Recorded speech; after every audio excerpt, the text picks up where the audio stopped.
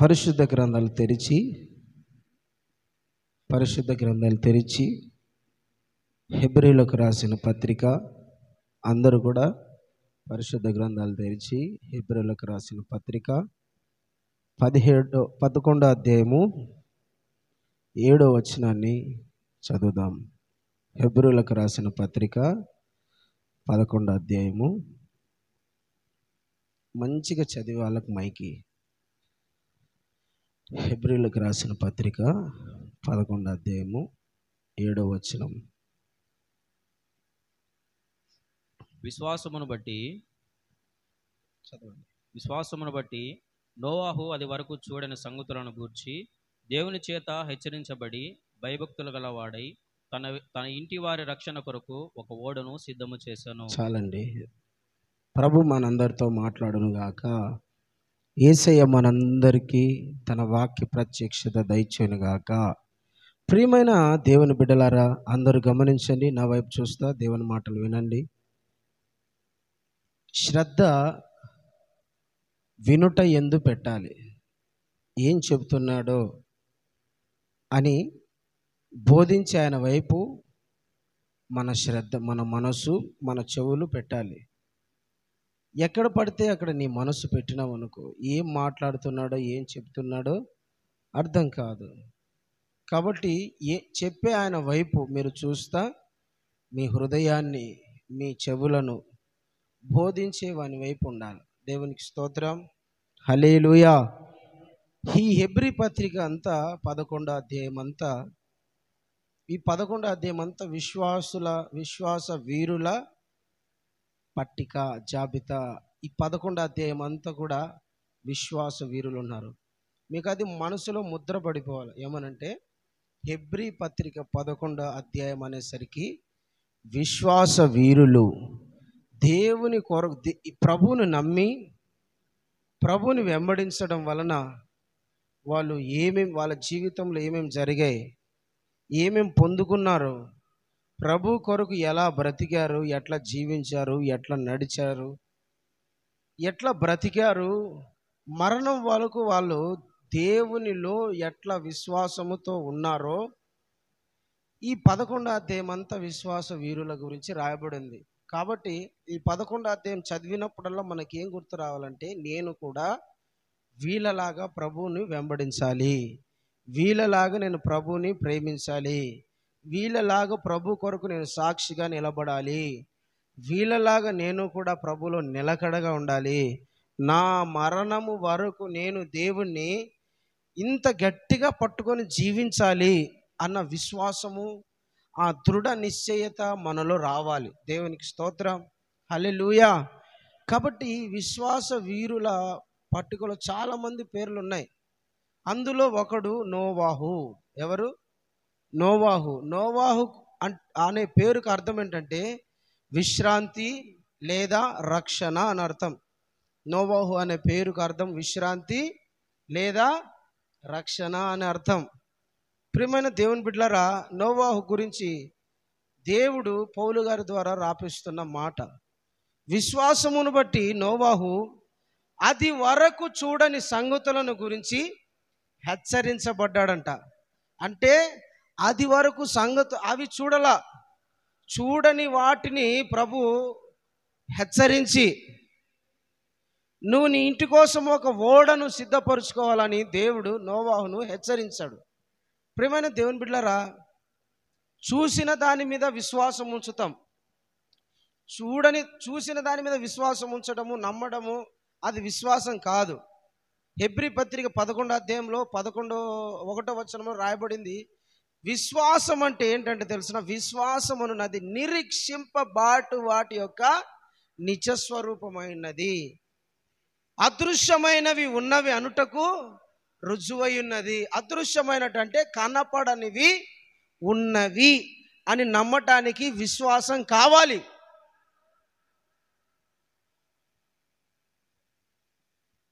అంతరిక్షం మనం ఏమో చూడలా, కానీ ఎవరో చెప్తే నమ్ముతున్నాం కదా. చూసిన వాడు దాన్ని చూసి ప్రకటిస్తే మనం నమ్ముతున్నాం. చంద్రుని మీదికి వెళ్ళి ఎవరో కొందరు ఆ చంద్రుని మీద అడుగులు పెట్టి మట్టి ఇట్లుంటుంది ఇక్కడ ఇట్లుంటుంది అని చెబితే మనం నమ్ముతున్నాం. మనం అక్కడికి వెళ్ళి చూడలా, కానీ దానికి ఏం కావాలా? విశ్వాసం కావాలి. అదృశ్యమైనవి, కనపడనివి, ఉన్నవి అనడానికి విశ్వాసం కావాలి. గాలి కనపడదు, ప్రాణం కనపడదు, అయినప్పటికీ మనం విశ్వాసంతో నమ్ముతున్నామా లేదా? నాకు గాలి కనపడలా, నేను దాన్ని చూస్తేనే నమ్ముతా అంటే దాన్ని ఏమంటారంటే పిచ్చితనము, వెర్రితనం అంటారు కదా. ఉన్నాయని మనం నమ్ముతున్నాం, కానీ అనుభవిస్తున్నాం, అవి ఉనికిలో ఉన్నాయి, బట్ కనపడడం లేదు. అట్లనే విశ్వాసం అంటే కనపడని వాటిని ఉన్నాయి అని నమ్మటమే విశ్వాసం. ప్రైజ్ ది లార్డ్, హల్లెలూయా. దేవుడు నోవాహుకు వాక్యము ద్వారా ప్రత్యక్షమై నోవాహుతో చెబుతున్న మాట. నోవాహు అది వరకు అలాంటి విషయాలు చూడండి. ఏమిటా విషయం అంటే, భూమి మీదికి జల ప్రళయం అనేది ఒకటి వస్తుంది, ప్రచండమైన వర్షం అనేది ఒకటి కురిపించబడుతుంది. 40 రాత్రులు 40 పగళ్ళు భయంకరమైన వర్షం పడుతుంది. ఆకాశ తూములు విప్పబడతాయి, అగాధ జలముల ఊటలు పైకి వస్తాయి, ఉబుకుతాయి. సముద్రములో నీళ్ళన్నీ కూడా నేల మీదకి వచ్చేస్తాయి, భూమి మీదకి వచ్చేస్తాయి. ఊటలన్నీ, భూమిలో ఉన్న ఊటలన్నీ కూడా ఒక్కసారి ఉబుకుతాయి, పైనుండి నీళ్లు పడతాయి అని నోవాహుతో చెప్పినప్పుడు, యాక్చువల్గా ఆ టైంలో వర్షం అంటే ఏమిటో తెలియదు, వరదలు అంటే ఏమిటో తెలియదు, ఊటలు పైనుంచి లోపల నుంచి ఊటలు వస్తాయన్న విషయం తెలియదు, ఆకాశములో నీరుంటాయి అవి వర్షంలాగా కిందికి పడతాయన్న విషయము తెలియదు. నోవాహు ఆ సంగతులే తెలియదు. మరి పొలం ఎట్లా పండుతానింది, పంట ఎట్లా వస్తానిది అంటే ఆదికాండం 3వ అధ్యాయంలో రాయబడి ఉంటుంది. ఏమనంటే మంచుతో అంట, ఆవిరితో, మంచుతో పంటలు పడేటివి. వర్షం అంటే ఏమిటో తెలియదు, వర్షం అంటే నోవాహుకు అది వరకు అస్సలు తెలియదు. దేవుడు నోవాహుకు ప్రత్యక్షమై నోవాహుతో దేవుడు చెబుతున్న మాట, నోవాహు, కొన్ని దినాలలో నేను ఈ భూమిని నాశనం చేయబోతున్నా, ఈ భూమి పడుతుంది. ఎందుకు ప్రభా ఈ భూమిని ఎందుకు నాశనం చేయబోతున్నావు? భూమి ఎందుకు తుడిచిపెట్టబడుతుంది?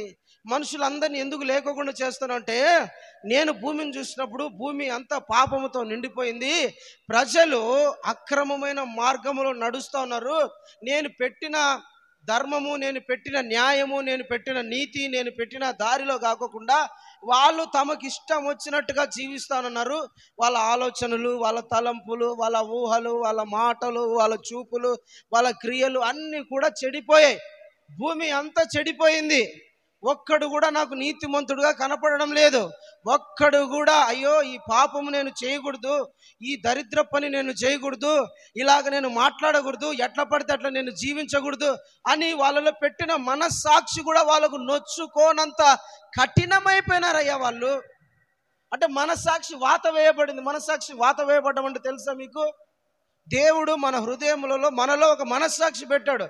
తప్ప ఒప్ప చెప్పేది మనకు ఒక మనస్సాక్షి ఉంటుంది. మనస్సాక్షి చెప్పిన మాట విని మనం మార్పు చెందుతాం. అయితే మనస్సాక్షి వాత వేయబడింది అనుకోండి, కఠినం అయిపోయింది అనుకోండి, మన మనస్సాక్షి, మనలో ఉన్న మనస్సాక్షి మాట కూడా మనం వినం. అట్లా దేవుడు ప్రతి ఒక్కరు మనస్సాక్షి పెడితే ఆ కాలంలో అంట వాళ్ళకు పెట్టిన మనస్సాక్షిని కూడా చెడుపుకున్నారు, పోగొట్టుకున్నారు. దేవుని సన్నిధి భూలోకములో చెడిపోయింది అని రాయబడింది. ఎవరు కనపడడంలే. నోవాహు, నేను భూమిని నాశనం చేయబోతున్నా, వర్షాన్ని పంపించబోతున్నా, అగాధ తూములను విప్పబోతున్నా, జల ప్రళయంను రప్పించబోతున్నా అంటే, ప్రభా జల ప్రళయం అంటే ఏంటి ప్రభా, ఎట్లుంటాయి అవన్నీ నీకు అవసరంలా, నేను చెప్పినట్టుగా నీ ఇంటి కొరకు ఒక ఓడను ఒక పడవను సిద్ధపరుచుకో. దేవుడు హెచ్చరించాడు. అది వరకు చూడాల నోవాహు, చూడకోకుండానే దేవుడు చెప్పినాడు.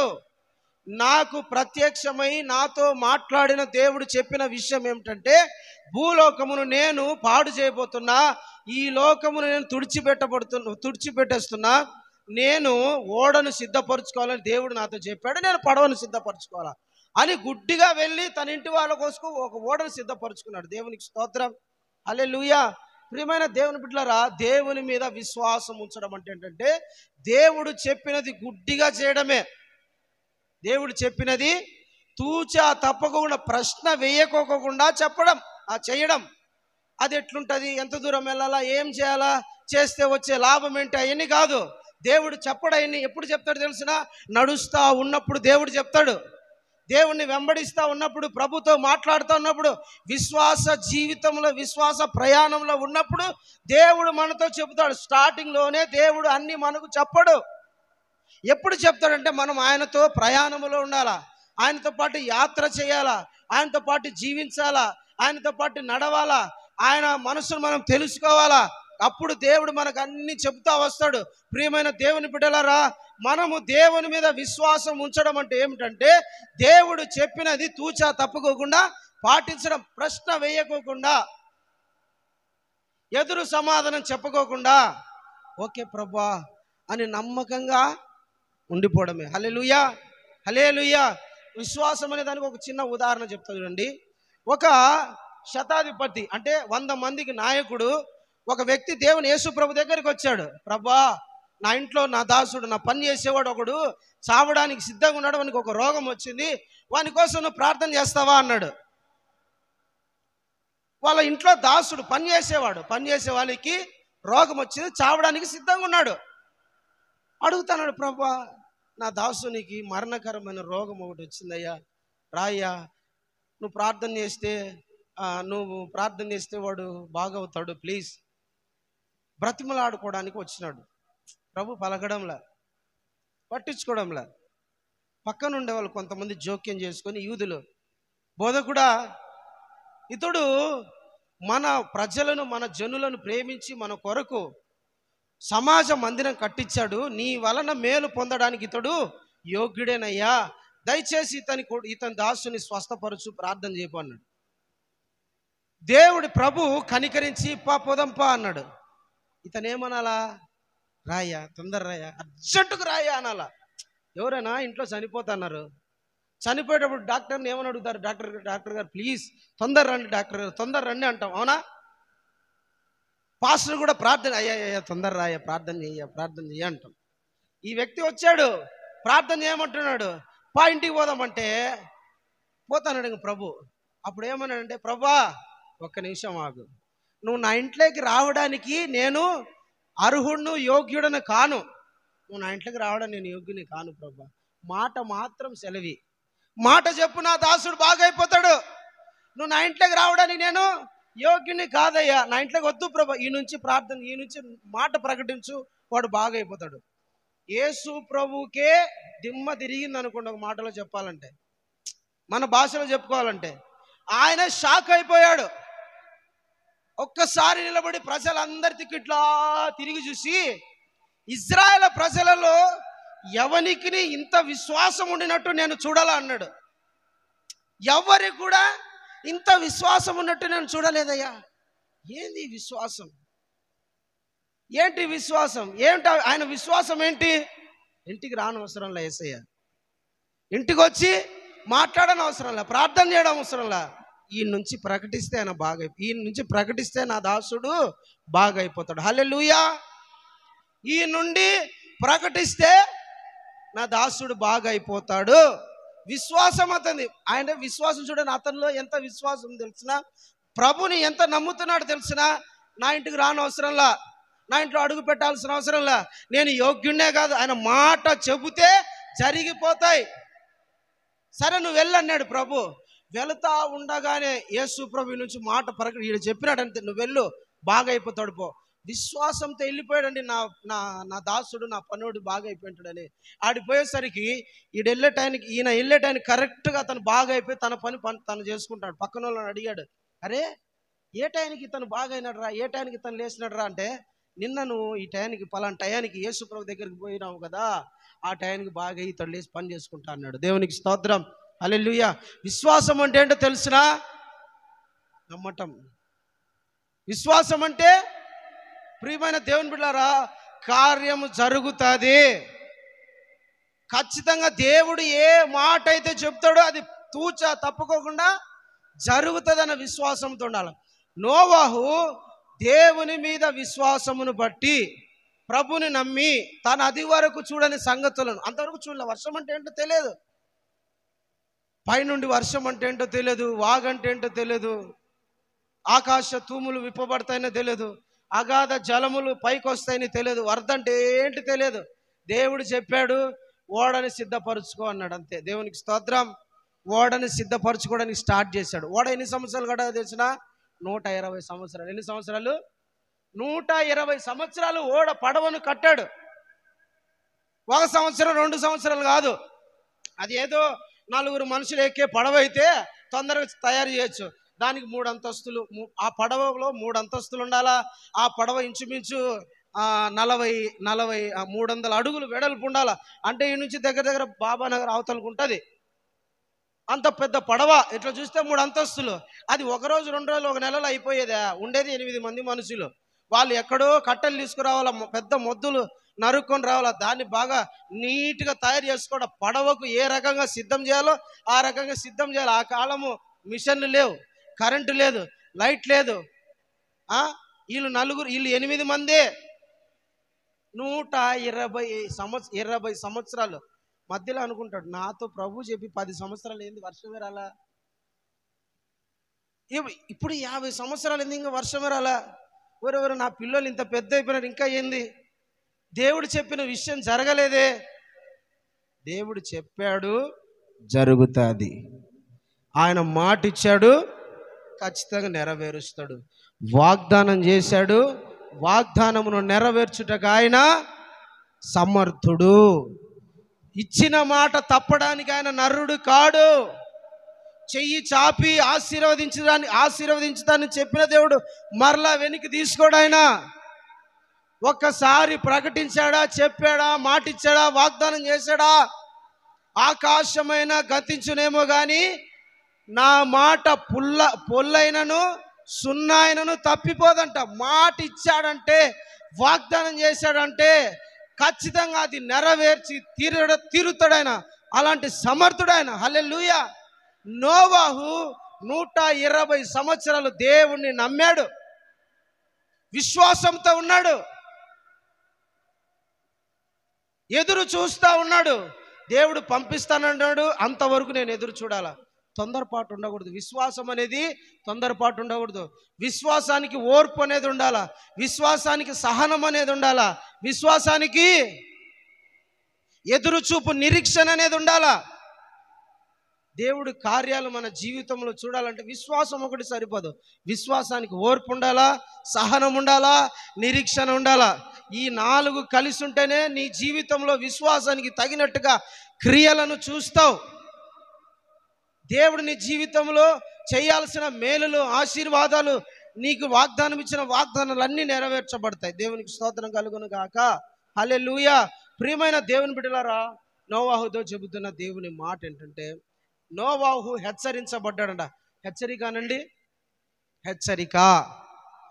దేవుడు ఏడైనా మాట నోరు తెరిచి వాగ్దానం చేస్తాడేమో, ఆశీర్వాదం ఇస్తాడేమో, మంచి మాట చెప్తాడు అనుకుంటే హెచ్చరించినాడు ఏందయ్యా? నోరు తెరిచి దేవుడు మాట్లాడగా ఒకసారి మాట్లాడాడు. మాట్లాడినప్పుడు ఏదైనా నోవాహు భయపడద్దు, నీకు ఒక 4 అంతస్తుల బిల్డింగ్ కట్టిస్తా, ఒక మంచి కారు కొనిపిస్తా, డోంట్ వరీ, నీకు 10 మంది పిల్లలని ఇస్తా, నువ్వు ఒక దేశానికి నాయకుడు అవుతావు. దేవుడి మాట చెప్పడంలా, చెబుతున్న మాట హెచ్చరిక. హెచ్చరికిస్తున్నాడు. బాబు జాగ్రత్త కలిగి ఉండు అని దేవుడు నోవాహును హెచ్చరిస్తున్నాడు. మనం ఏమనుకున్నప్పుడు దేవుడు ప్రత్యక్షమైనప్పుడు ఒక మంచి వాగ్దానమో, ఒక మంచి మేలో, ఒక మంచిది ఏదైనా ఆశీర్వాదమో ప్రకటిస్తామనుకుంటాం. దేవుడు వాగ్దానాలతో పాటు హెచ్చరికలు కూడా ఇస్తాడు. నోవాహుతో ఒకసారి మాట్లాడాడు. మాట్లాడినప్పుడు ఏం మాట్లాడేది? హెచ్చరిక ఇస్తాడు. Praise the Lord. హల్లెలూయా. ఎందుకు హెచ్చరిక ఇస్తానంటే, దేవుని బిడ్డలారా, ఆదాము నుండి హనోకు వరకు, ఆదాము నుండి హనోకు వరకు భూమి మీద ఉన్న ప్రజలందరూ చెడిపోతా పాపం చేస్తా వస్తారు. ఒకసారి యూదా పత్రిక 14-15 వచనాలు చదవండి. యూదా పత్రిక, ప్రకటన గ్రంథం ముందు ఉంటుంది. యూదా పత్రిక 14-15 వచనాలు చదవాలి.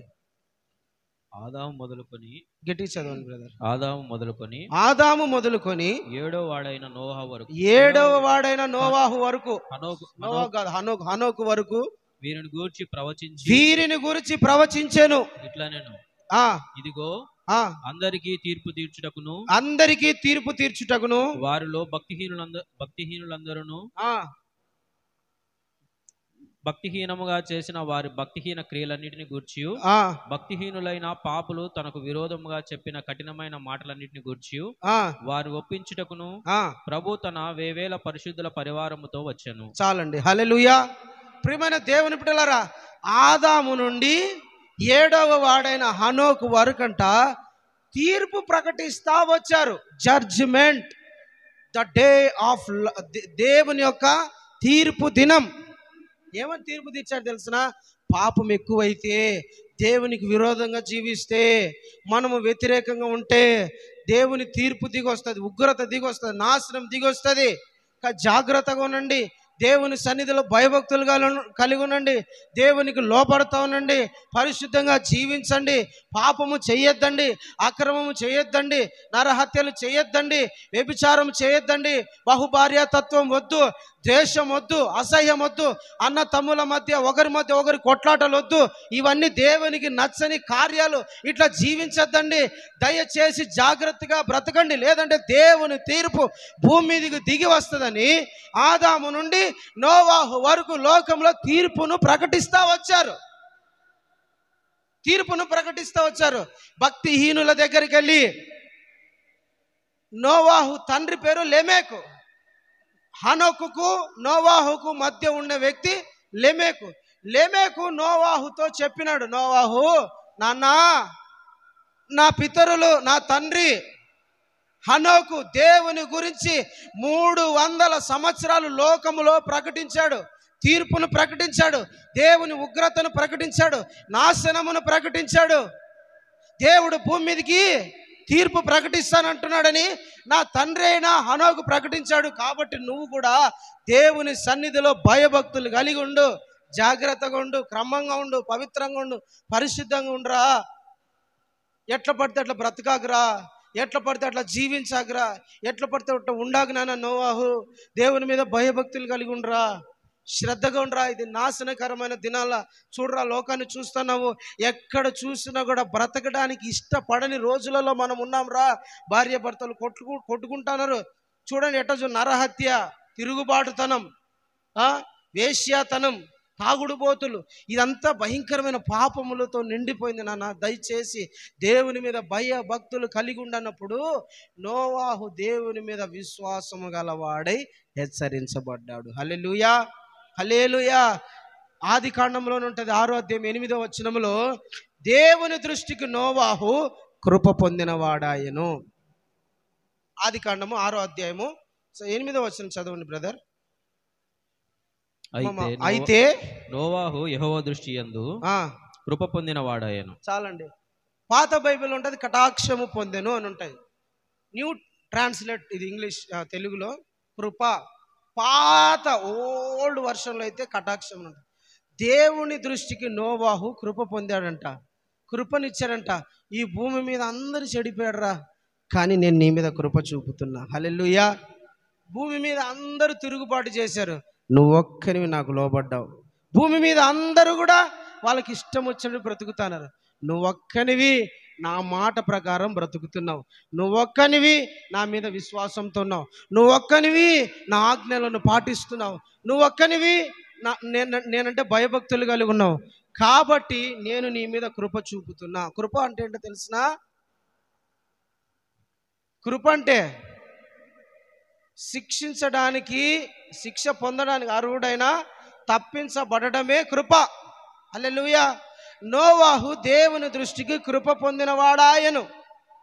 దేవుడు కృపగల దేవుడు, దేవునికి స్తోత్రం. హల్లెలూయా. భూమి మీద ప్రజలు ఎట్లున్నారో నీకు అవసరంలా, ప్రజలు ఎట్లా బ్రతుకుతున్నారో కాదు, దేవుని మీద మనం భయభక్తులు కలిగి ఉండాలి. దేవుడు మన మీద కృప చూపుతాడు. మనం బ్రతకడానికి, మనం జీవించడానికి, మనం ఆశీర్వదించబడడానికి, క్షేమంగా ఆరోగ్యంగా మనం ఉండడానికి దేవుని కృప మనకు తోడుగా ఉంటుంది. ప్రియమైన దేవుని బిడ్డలారా, దేవుని కృప నీకు తోడై ఉంటుంది. దేవుని కృప నిన్ను నడిపిస్తుంది. దేవుని కృప నీకు క్షేమాన్ని ఇస్తుంది. దేవుని కృప నిన్ను కాపాడుతూ ఉంటుంది. దేవుని కృప నిన్ను పోషిస్తుందండి. అందుకని దేవుని కృపలో నుండి తొలగిపోకూడదు. కృప కొరకు ఎదురు చూస్తూ ఉండాలా. కృప కొరకు ఎదురు చూస్తూ ఉండాలా. పొద్దున లేచిన వెంటనే ప్రభా నీ కృప నాకు కావాలయ్యా, నీ కృప నాకు దయచేయి ప్రభా. అందుకని యేసన్న గారు పాట పాడారు కదా, నీ కృప నాకు చాలును, నీ కృప లేనిది నే బ్రతుకలేను, నీ కృప నాకు చాలును, నీ కృప లేనిది నే బ్రతుకలేను, నీ కృప లేనిది నే బ్రతుకలేను. ఉదయం లేచిన వెంటనే మోకరించి దేవుని సన్నిధిలో, ప్రభువా గడిచిన కాలం అంతా కూడా నీ కృపలో నన్ను కాపాడావు, ఈరోజు నూతనమైన కృపతో నన్ను నింపు, నూతనమైన కృప నాకు ఈ ప్రభువా అని మనం ప్రార్థన చేయాలి. కృపతో నన్ను జ్ఞాపకం చేసుకో, కృపతో నా కుటుంబాన్ని జ్ఞాపకం చేసుకో, కృపతో నా వ్యాపారాన్ని జ్ఞాపకం చేసుకో, కృపతో నా సంఘాన్ని జ్ఞాపకం చేసుకో. దయతో కృప చూపు నాయన, కటాక్షించు ప్రభా, జాలి చూపే దేవుడవు కదా, నా కుటుంబం మీద నువ్వు జాలితో ఈ రోజంతా కాపాడు ప్రభా అని కృప కొరకు ప్రతిరోజు మనం దేవుని సన్నిధిలో కూర్చొని ప్రార్థన చేయాలి. దేవునికి స్తోత్రం, హల్లెలూయా. దేవుడు నోవాహు మీద కృప చూపాడు. దేవుని బిడ్డలరా, హెచ్చరికలు, దేవుడు లోకం మీదకి రాబోతున్న దేవుని ఉగ్రత, తీర్పు, నాశనాన్ని గురించి దేవుడు హెచ్చరించాడు. హెచ్చరికలు చాలామందికి ఇష్టం ఉండవు, హెచ్చరికలు చాలామందికి ఇష్టం ఉండవండి. ఎంతసేపు ఆశీర్వాదాలే, ఎంతసేపు దీవెనలే, ఎంతసేపు మేలులే, ఎంతసేపు కూడా ఈ లోక సంబంధమైన వాటి కోసమే. పై గంట సున్నం పూయాలంట. ఈ లోకం ఏం కోరుకుంటుందంట? పైన సమాధి అలంకరించబడితే దానికి ఏమైనా ప్రయోగం ఉందా? లోపలంతా ఎముకలే, కుళ్ళే. పైకి అలంకారాన్ని కోరుకోకూడదు. హృదయములో నుండి దిద్దుబాటు, హృదయములో నుండి సరి చేయబడటం, హృదయములో నుండి మార్పు చెందుతా రావాలి. హెచ్చరికలు కూడా మనం తీసుకోవాలండి. హెచ్చరికలు మన మేలుకే, హెచ్చరికలు మన క్షేమానికే. ట్రాన్స్ఫారం దగ్గర ఏమని ఉంటుంది? ఇది డేంజర్ అని ఉంటుంది. డేంజర్ ఏంది? డేంజర్ అది మా ఇంట్లో ప్రతిరోజు ఫ్యాన్ ఇస్తుంది, లైట్ వేస్తుంది, ఫ్రిడ్జ్ ఆన్ అయ్యే మాకు చల్లగా నీళ్ళు. డేంజర్ తీసే, అది మాకు ఆశీర్వాదమే, తీసే. డేంజర్ వద్దు ఈరోజు నుంచి. అది ఏమంటారు? మాకు అది వద్దంటే ఉంటుందా? డేంజర్ అనేది దాన్ని తాకద్దురా నాయన, పట్టుకుంటే కరెంటు కొడుతుంది, చస్తారు అన్న డేంజర్. హెచ్చరిక మంచిదే కదా. చాలామంది హెచ్చరికలు ఉండకూడదు అంటారు. హెచ్చరించడం నాకు ఇష్టం లేదు, ఐ డోంట్ వాంట్, నాకు హెచ్చరికలు అంటే వద్దు, కేవలం ఆశీర్వాదాలే ప్రకటించాలి. హెచ్చరికలు దీవెనలు అనండి, హెచ్చరికలు దీవెనలు, హెచ్చరికలు ఆశీర్వాదాలు, హెచ్చరికలు మేలులు.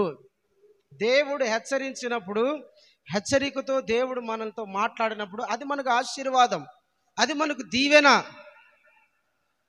బిలాముతో దేవుడు గాడిదతో హెచ్చరించాడు, ఏ బిలాము పోవద్దు, ఇశ్రాయేలు ప్రజల్ని శపించొద్దని దేవుడు గాడిదతో హెచ్చరించాడు. బిలాము గాడిద మీదకి ఎక్కాడు. గాడిద ముందుకు పోవడంలా, ఏందిరా ఇది ముందుకు పోవడంలా గాడిదని హే అన్నాడు. అది అట్ట తిరిగి ఇట్ట తిరిగి అది సరైన దారిలో పోవడంలా, ఎట్లా పడితే అట్లా తిరుగుతుంది గాడిద. పోయి 2 గోడల మధ్యలో దూరింది, అది ఎరక్కపోయింది గాడిద. దాన్ని కట్ట తీసుకున్నాడు, కొట్టినాడు, పోలాది. గాడిద ఏమే నువ్వు, నేను చెప్పిన మాట కత్తి తీసుకొని నరుకుతా అన్నప్పుడు గాడిద మాట ఉంది, బిలాము ఏ రోజైనా నేను ఇట్లా చేసినానా? ఏ రోజైనా నీ మీద తిరుగుబాటు చేశానా? ఏ రోజైనా నీకు లోపడుకోకుండా ఉన్నానా? ఈరోజు ఎందుకు తిరగబడ్డా? నా ముందర దేవదూత కత్తి పట్టుకొని నరుకుతూ నిన్ను నా ఇద్దరిని చంపుతారు, మర్యాద ఉండని హెచ్చరికలు కొందరు దేవుని బిడ్డలారా కొందరు గుర్తుపట్టరు. హెచ్చరికలు కూడా దీవెనలే.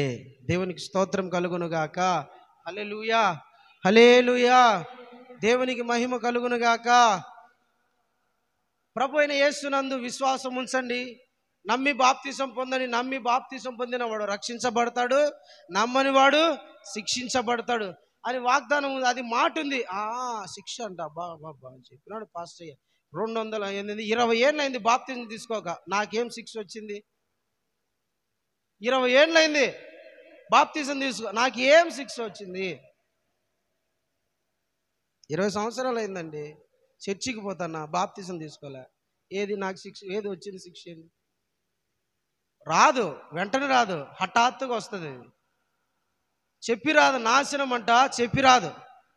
వస్తుందా? రాదు, వెంటనే రాదు. నీట్గా బతకమంట, చచ్చిపోయేటప్పుడు బతుకుతాను. ఇప్పుడు ఏముంది, మంచంలో పడినాక అప్పుడు చెప్పుకుందాంలే. హెచ్చరికలు చెప్పినప్పుడు శ్రద్ధగా విని వాటిని పాటిస్తే దైవ దీవెనలు కలుగుతాయి. హల్లెలూయా. నోవాహు హెచ్చరించబడి అది వరకు చూడని సంగతులను గురించి విశ్వాసము కలవాడై దేవుని నమ్మి తన ఇంటి కోసము రక్షణ ఓడను సిద్ధపరుచుకున్నవాడు. దేవునికి స్తోత్రం. మీ అందరితో దేవుడు మాట్లాడుతున్నాడు. లోకంలోని అందరితో దేవుడు మాట్లాడుతున్న విషయం ఏంటంటే, ప్రియమైన దేవుని బిడ్డలారా, దేవుడు నిన్ను విడిపిస్తాడు, దేవుడు నిన్ను రక్షిస్తాడు, దేవుడు నిన్ను కాపాడుతాడు, దేవుడు నీ ప్రాణమునకు నెమ్మదిస్తాడు, నిన్ను ప్రతి విధమైన బంధకం నుండి విడిపిస్తాడు ఆయన. నువ్వు అది ఎంత నమ్ముతావో, నేను సరిగ్గా బ్రతకపోతే, సరిగ్గా జీవించకపోతే, సరిగ్గా భక్తి చేయకపోతే నాశనం కూడా అట్లా వస్తుందని నమ్మాలి.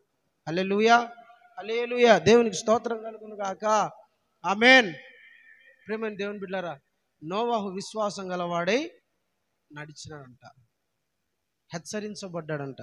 హెచ్చరికలు కూడా మనం తీసుకునే వాళ్ళగా ఉండాలి. హెచ్చరించినప్పుడు కొందరు వెళ్తారండి, వెళ్ళి ఎందుకని ప్రార్థన సరిగ్గా చేయడం లేదే, జాగ్రత్త, ప్రార్థన చేయకుండా శోధించబడతావంటే వీళ్ళు ఒప్పుకోరు ఆ మాట. కొందరు ప్రార్థన ఎందుకు సరిగ్గా చేసుకోవడంలా, సరిగ్గా నువ్వు ప్రార్థనలో ఉండటంలా అని కొంతమందికి వెళ్ళి చెప్పినప్పుడు వీళ్ళు ఏం చెప్తారు తెలుసు, అబ్బా ఫస్ట్ ఈమె చేసుకుంటుందని, ఈ వ్యక్తి చేసుకుంటాడని. హెచ్చరిక చూడండి, హెచ్చరిక పరిశుద్ధంగా ఈ మనిషి బతికింది, ఈ వ్యక్తి బతికాడండి పరిశుద్ధంగా. హెచ్చరిక చెబితే కొందరికి ఇష్టం ఉండదు. హెచ్చరికను కూడా తీసుకొని దాన్ని మనం, ప్రభువా ఇదిగో నీ బిడ్డ ద్వారా, నీ సేవకుని ద్వారా, నీ దాసుని ద్వారా ఎట్లో నన్ను హెచ్చరించావు, నేను మారు మనసు పొందే కృపని ప్రభువా, దీన్ని సరి చేసుకుంటా, సరిదిద్దుకుంటా, కృపని నాయనా అని ప్రార్థన చేసుకుంటే దేవుడు నీ మీద కటాక్షం చూపుతాడు, జాలి పడతాడు. దేవుడు, నా బిడ్డ మారు మనసు పొందింది, పశ్చాత్తాపడింది, నా పాదముల దగ్గరికి వచ్చింది, నా పాదముల దగ్గరికి వచ్చాడు నా బిడ్డ, రా బిడ్డ అని దగ్గర తీసుకుంటాడండి దేవుడు. దేవుని దగ్గర మనము మనుషులతో హెచ్చరిస్తాడు, సృష్టితో హెచ్చరిస్తాడు, సేవకులతో హెచ్చరిస్తాడు, దేవుని పిల్లలతో హెచ్చరిస్తాడు, లోకంలో ఉండే వాళ్ళతో కూడా హెచ్చరిస్తాడు ఒక్కోసారి. దేవునికి స్తోత్రం. హల్లెలూయా, హల్లెలూయా. తాగే వాళ్ళు కూడా దేవుని అప్పటికప్పుడు కొన్నిసార్లు తాగుడు బోతుల ద్వారా కూడా దేవుడు మాట్లాడతాడు అవతల వ్యక్తికి బుద్ధి కలిగేటట్లుగా. ఈడేది తాగుడు పోతాడు నాతో చెప్పాడు అనుకో, అయిపోయి. ఈ జీవితం విలువైనది, నరులారా రండని సెలవైనది, దేవుని సెలవైనది అనే పాట పాడుకోవాలి. హల్లెలూయా, దేవునికి స్తోత్రం. కాబట్టి ప్రియమైన దేవుని బిడ్డలారా, హెచ్చరికలు మనకు మంచిది. దేవుడు మనల్ని హెచ్చరించినప్పుడు మనకు మంచిది. రెండోది, ఆదికాండం 6వ అధ్యాయం 8-9 వచనాలలో రాయబడి ఉంటుంది. నోవాహు దేవుని దృష్టికి ఎలా బ్రతికాడో చూడండి. ఆదికాండము 6వ అధ్యాయం 8-9 వచనాలు చదవండి. అయితే నోవాహు యెహోవా దృష్టి యందు కృప పొందిన వాడాయను. 9 చదవండి బ్రదర్. నోవాహు వంశావళి ఇదే. నోవాహు నీతిపరుడు. నోవాహు అంట నీతిపరుడు, తన తరములో నిందారహితుడై ఉండెను. నోవాహు దేవునితో కూడా నడిచినవాడు. చాలండి. హల్లెలూయా. ఒకటి, దేవుని మీద విశ్వాసం కలిగి ఉండటం అనండి. దేవుని మీద విశ్వాసం కలిగి ఉండటము, దేవుని నమ్మటము, ప్రభువైన యేసు నందు విశ్వాసం ఉంచటము. నోవాహు దేవుని నమ్మాడు. నీవు దేవుని నమ్మితే, నీవు దేవుని మీద విశ్వాసం ఉంచితే దేవుడు నిన్ను లోకములో నుండి విడిపిస్తాడు, తప్పిస్తాడు, కాపాడుతాడు, నిన్ను రక్షిస్తాడు, క్షేమాన్ని ఇస్తాడు, ఆరోగ్యాన్ని ఇస్తాడు, నీ కుటుంబాన్ని దీవిస్తాడు. దేవుడు ప్రభు మీద విశ్వాసం ఉంచాలి. విశ్వాసం ఉంచిన వాళ్ళని దేవుడు ఆయన ఎప్పుడు కూడా వదిలిపెట్టడు. నోవాహు దేవుని మీద విశ్వాసం కలిగిన వాడు. రెండోది ఎట్లా అంటాడంట, నోవాహు నీతిపరుడును నిందారహితుడును, తన తరములలో నిందారహితుడంట. ఎలాంటి వాడంట, నీతిపరుడు, నీతిమంతుడు. నీతిపరుడు వేరు, నీతిమంతుడు వేరు. నీతిమంతుడు అంటే దేవుని మీద విశ్వాసం ఉంచడము, అది మనుషులకు నీతి. బైబిల్లో రాయబడింది రోమాపత్రిక 3వ అధ్యాయంలో, నీతిమంతుడు లేడు, ఒక్కడు లేడు, దేవుని వెతుకువారు ఎవరు లేరు. నీతిమంతుడు ఎప్పుడు అవుతాడంటే దేవుని మీద విశ్వాసం ఉంచినప్పుడు నీతిమంతుడు అవుతాడు. నోవాహు దేవుని దృష్టిలో నీతిమంతుడే మాత్రమే కాదు, నీతి పరుడంట. అంటే దేవుని నీతిని అతని జీవితంలో జరిగించడానికి ఇష్టపడేవాడు. హల్లెలూయా, హల్లెలూయా, దేవునికి స్తోత్రం కలుగును గాక. దేవుని నీతిని ప్రకారం అతను జీవించేవాడు. నీతి, న్యాయములు, యథార్థత, మోసం లేకుండా నడవడమే నీతి పరుడు అన్నానికి ఆ మాటకు అర్థం. నీతిగా, నిజాయితీగా, ఎవరికి ఏ ద్రోహం చేయకుండా చక్కగా బ్రతకడమే నీతి పరుడు అని అర్థం. మనం చేస్తున్న పనులు, ఉద్యోగాలు, వ్యాపారాలు, సేవలు, ఎక్కడైనా సరే మోసం లేకుండా, అన్యాయం లేకుండా, టక్కర్ లేకోకుండా, ఇతరులను బాధ పెట్టకోకుండా దేవుని వాక్యానుసారంగా నడిచేవాడిని ఏమంటారు, నీతి పరుడు. బైబిల్లో ఎవరి గురించి కూడా నీతి పరుడు అనే మాట రాయబడలా. రాయబడిన మాట ఏంటంటే నీతి పరుడు. ఏంటంట, నీతి పరుడు. హల్లెలూయా, రైచియస్ మ్యాన్. బైబిల్లో రాయబడింది, నువ్వు తర్వాత వెళ్ళి చదువుకో. నీతి పరుడు అన్న మాట ఏ భక్తుని గురించి రాయబడలేదు, ఒక నోవాహు గురించి రాయబడింది. తన తరములో నిందారహితుడంట. ఏంటంట, తన తరములో అంట, ఆ తరములో నిందారహితంగా బ్రతుకుడంట. నిందారహితుడు అంటే ఏం తెలిసిన, ఎవరు ఈ వ్యక్తి మీద బతికినాడు, ఏ నేరం మోపలేకపోయాడండి. తన కుటుంబంలో కానీ లోకంలో కానీ ఇతని మీద ఏ నోరం కూడా మోపలే. నోవాహు అట్ట బతకలే, నీతిగా బ్రతికాడు. ఎలా బ్రతికాడు, నిందారహితంగా బ్రతికాడు. ఏలెత్తి చూపించడానికి అతనిలో ఏ లోపం లేకుండా నిందారహితంగా బ్రతికాడు. దేవుని స్తోత్రం, హల్లెలూయా. దేవుని మీద విశ్వాసం ఉంచిన వాడు నీతిమంతుడు, నీతి పరుడని పిలువబడేవాడు. అతడు ఎట్లా బ్రతకాలంటే తెలుసా, ఇతరులు ఏలు ఎత్తి చూపించలేనంతగా బ్రతకాలి. ఎవరు ఏలెత్తి చూపించకూడదు. నిన్ను, నీ వ్యక్తిత్వాన్ని ఏలెత్తి చూపించకూడదు ఎవరు కూడా. పలానా వ్యక్తి కోపిష్టి, పలానా వ్యక్తి ఎదురు తిరుగుతాడు, పలానా వ్యక్తి లోబడదు, పలానా వ్యక్తి మాట వినదు, పలానా వ్యక్తి ఇట్లుంటాడు. ఎవరు కూడా నీ వైపు వేలెత్తి చూపించకూడదు. నిందారహితుడుగా బ్రతకాలని దేవుని వాక్యం చెబుతోంది. హల్లెలూయా, హల్లెలూయా. ఎవ్వరు లోకంలో అయినా సరే, కుటుంబంలో అయినా సరే, సంఘంలో అయినా సరే నీ వైపు వేలెత్తి చూపించుకోకూడదు. నిజాయితీగా నిందారహితంగా బ్రతకాల. ఆ బ్రదర్ లాగా బ్రతకాలండి, ఆ సిస్టర్ లాగా బ్రతకాలండి. బ్రతుకుతే వాళ్ళండి అసలు భక్తులు అంటే వాళ్ళు, విశ్వాసులు అంటే వాళ్ళు, నీతిమంతులు అంటే వాళ్ళు. వాళ్ళలో ఏ లోపం కూడా కనపడకోకుండా బాప్తిసం తీసుకున్నప్పుడు ఈ రోజు వరకు చనిపోయేటప్పుడు ఈ మాట మనతో చెప్పాలి. ఏమని తెలుసిన, అతడు నిందారహితుడు. ఎవరు, ఏ తప్పు అతను కనపడలేదయ్యా. దేవుని మీద అంత విశ్వాసంతో బ్రతికాడు. ఎవరిని ఏ మాట అన్నాడు, దూషించడు, బూతులు మాట్లాడు, చక్కగా బతుకుతుంది. ఆ సిస్టర్ని చూసి నేర్చుకోండి అయ్యా. నిందారహితంగా బ్రతకాలి. నోవాహు తన తరములో నిందారహితంగా బ్రతికాడు. హల్లెలూయా, హల్లెలూయా. దేవునికి స్తోత్రం కలుగును గాక. ఇతని మీద ఎవరు నిందలు కూడా, ఒక మాట కూడా అలా నేనంత పవిత్రంగా బ్రతికాడు. నీ కుటుంబంలో కూడా నువ్వు అలా బ్రతకాలి. బాప్తిజం తీసుకున్నప్పటి నుంచి నేటి వరకు నువ్వు అలాంటి సాక్ష్యాన్ని కాపాడుకోవాలి. స్టిల్ నౌ, ఇప్పటికి కూడా, ఇప్పటికి కాపాడుకోవాలి. నువ్వు నీ సాక్ష్యాన్ని బట్టి లోకము దేవుని మహిమపరచాలి. నీ పేరుని బట్టి, నీ జీవితాన్ని బట్టి, నీ విశ్వాసాన్ని బట్టి, నీ నీతిని బట్టి, దేవుని సన్నిధిలో నువ్వు ఉండే విధానాన్ని బట్టి దేవుని మహిమపరిచేటట్టుగా నువ్వు జీవించాలి. నీ మీద ఒక నింద కూడా మోపకూడదు. పలాని భార్య ఇలా ఉంది, పలాని భర్త ఇలా ఉన్నాడు, పలాని కుటుంబం ఇలాంటిది.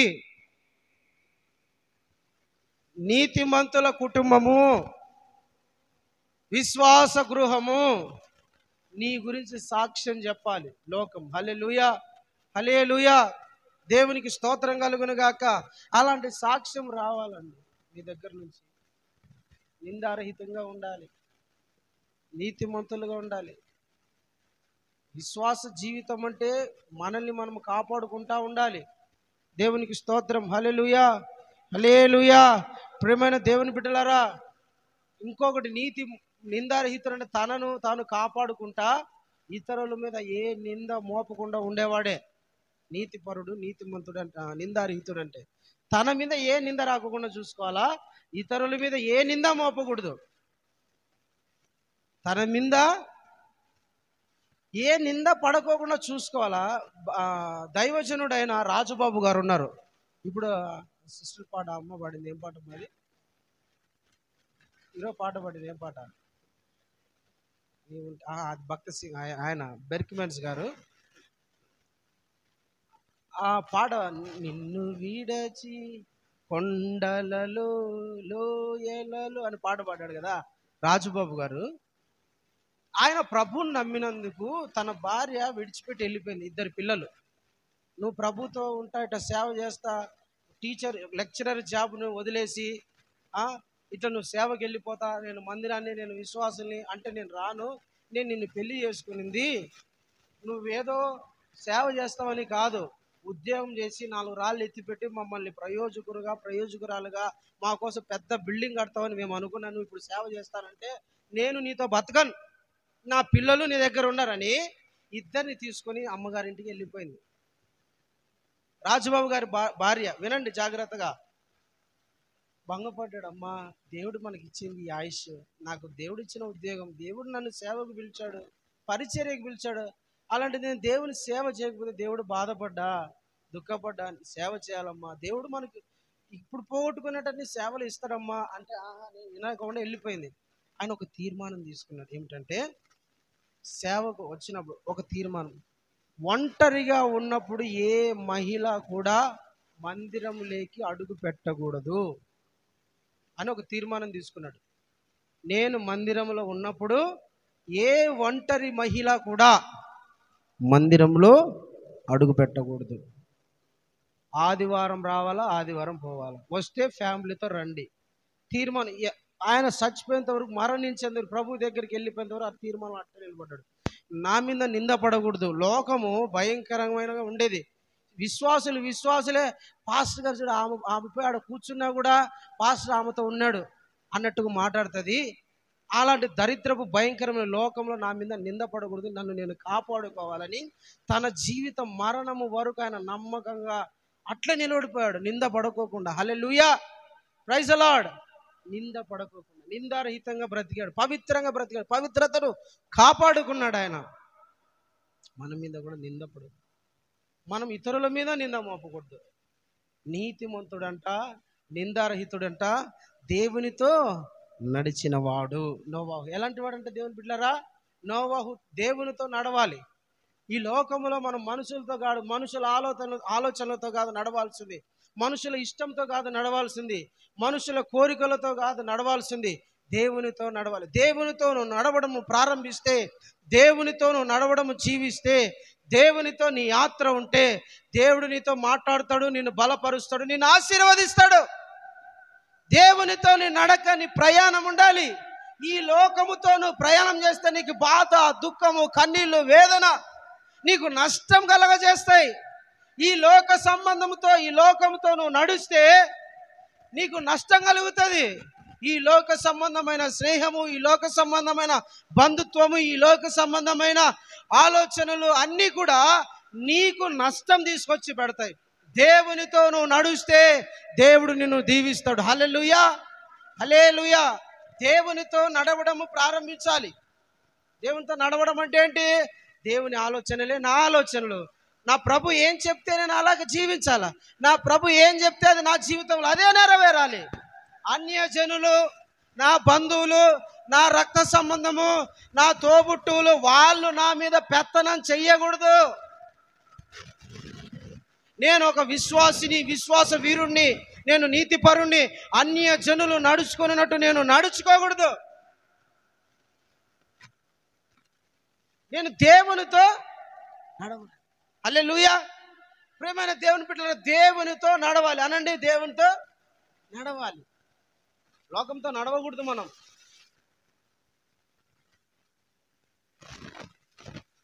లోకపు నడక మనకు నష్టం, దేవునితో నడక మనకు ఆశీర్వాదం, దీవెన, క్షేమం, నెమ్మది ఉంటుంది.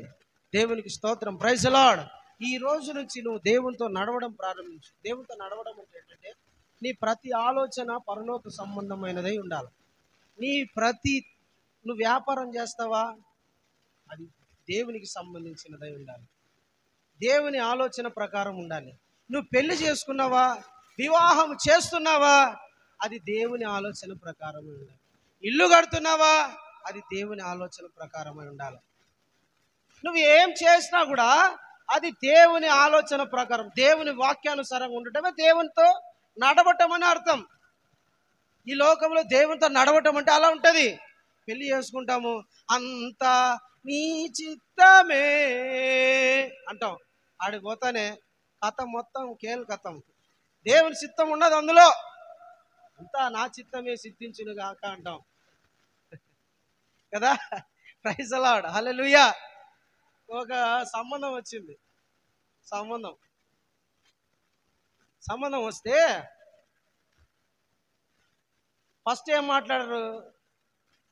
దేవునిలో విశ్వాసంగా ఉంటే చాలు, నమ్మకంగా ఉంటే చాలు, చర్చికి వస్తా అంటే చాలు, ఆస్తులు ఎన్ని వద్దు, అన్నీ వద్దు అన్నాడు.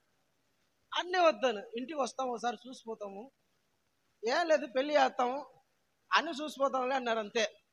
ఆస్తులు అయినా అవసరం లేదు, నువ్వు ఏ కులం అవసరంలా, నువ్వు ఏ గోత్రం ఏమో అయినా అవసరంలా, నువ్వు మారు మనసు పొంది బాప్తిజం తీసుకొని ప్రభు చర్చికి వెళ్తే చాలు అన్నారు ఫస్ట్. అయితే ఒకసారి ఇంటికి వచ్చి చూస్తాం రా అన్నాం. పోయిన వాడ ఇంట్లో కూర్చున్నాం. ఇల్లు బాబు కొత్తగా కట్టుకుంటున్నాడు, చిన్న ఇల్లు. కూర్చున్నాడు, ఇల్లంతా ఒక లుక్ వేసినాడు. సర్ర ఇట్లా తిరిగి చూసి, ఇంతేనా ఇల్లు, ఇంకేం లేదా పెద్దది, స్థలం అంతా అంతేనా ఇల్లు, ఇంకా ఈ స్థలం ఇంతేనా, స్థలం ఎంత రేటు పలుకుతుంది, ఎన్ని సెంట్లు ఉంది, మీ అమ్మను నువ్వే చూసుకుంటావా, మీ నాన్న నువ్వే చూసుకుంటావా, ఇంకెవరన్నా చూసుకుంటారా, ఎంత సంపాదిస్తావు, ఏమి, అన్నీ అడుగుతున్నాడు. అన్నీ అడిగినాక దేవుని మీద ఏం ఆధారపడేది? డబ్బు చూసా, అన్నం చూసా, ఉద్యోగం చూసా, ఆస్తి చూసా, అన్ని చూసి ప్రభు చిత్తమే సిద్ధించును కాక అంటాడు. ఏం సిద్ధించాలంట?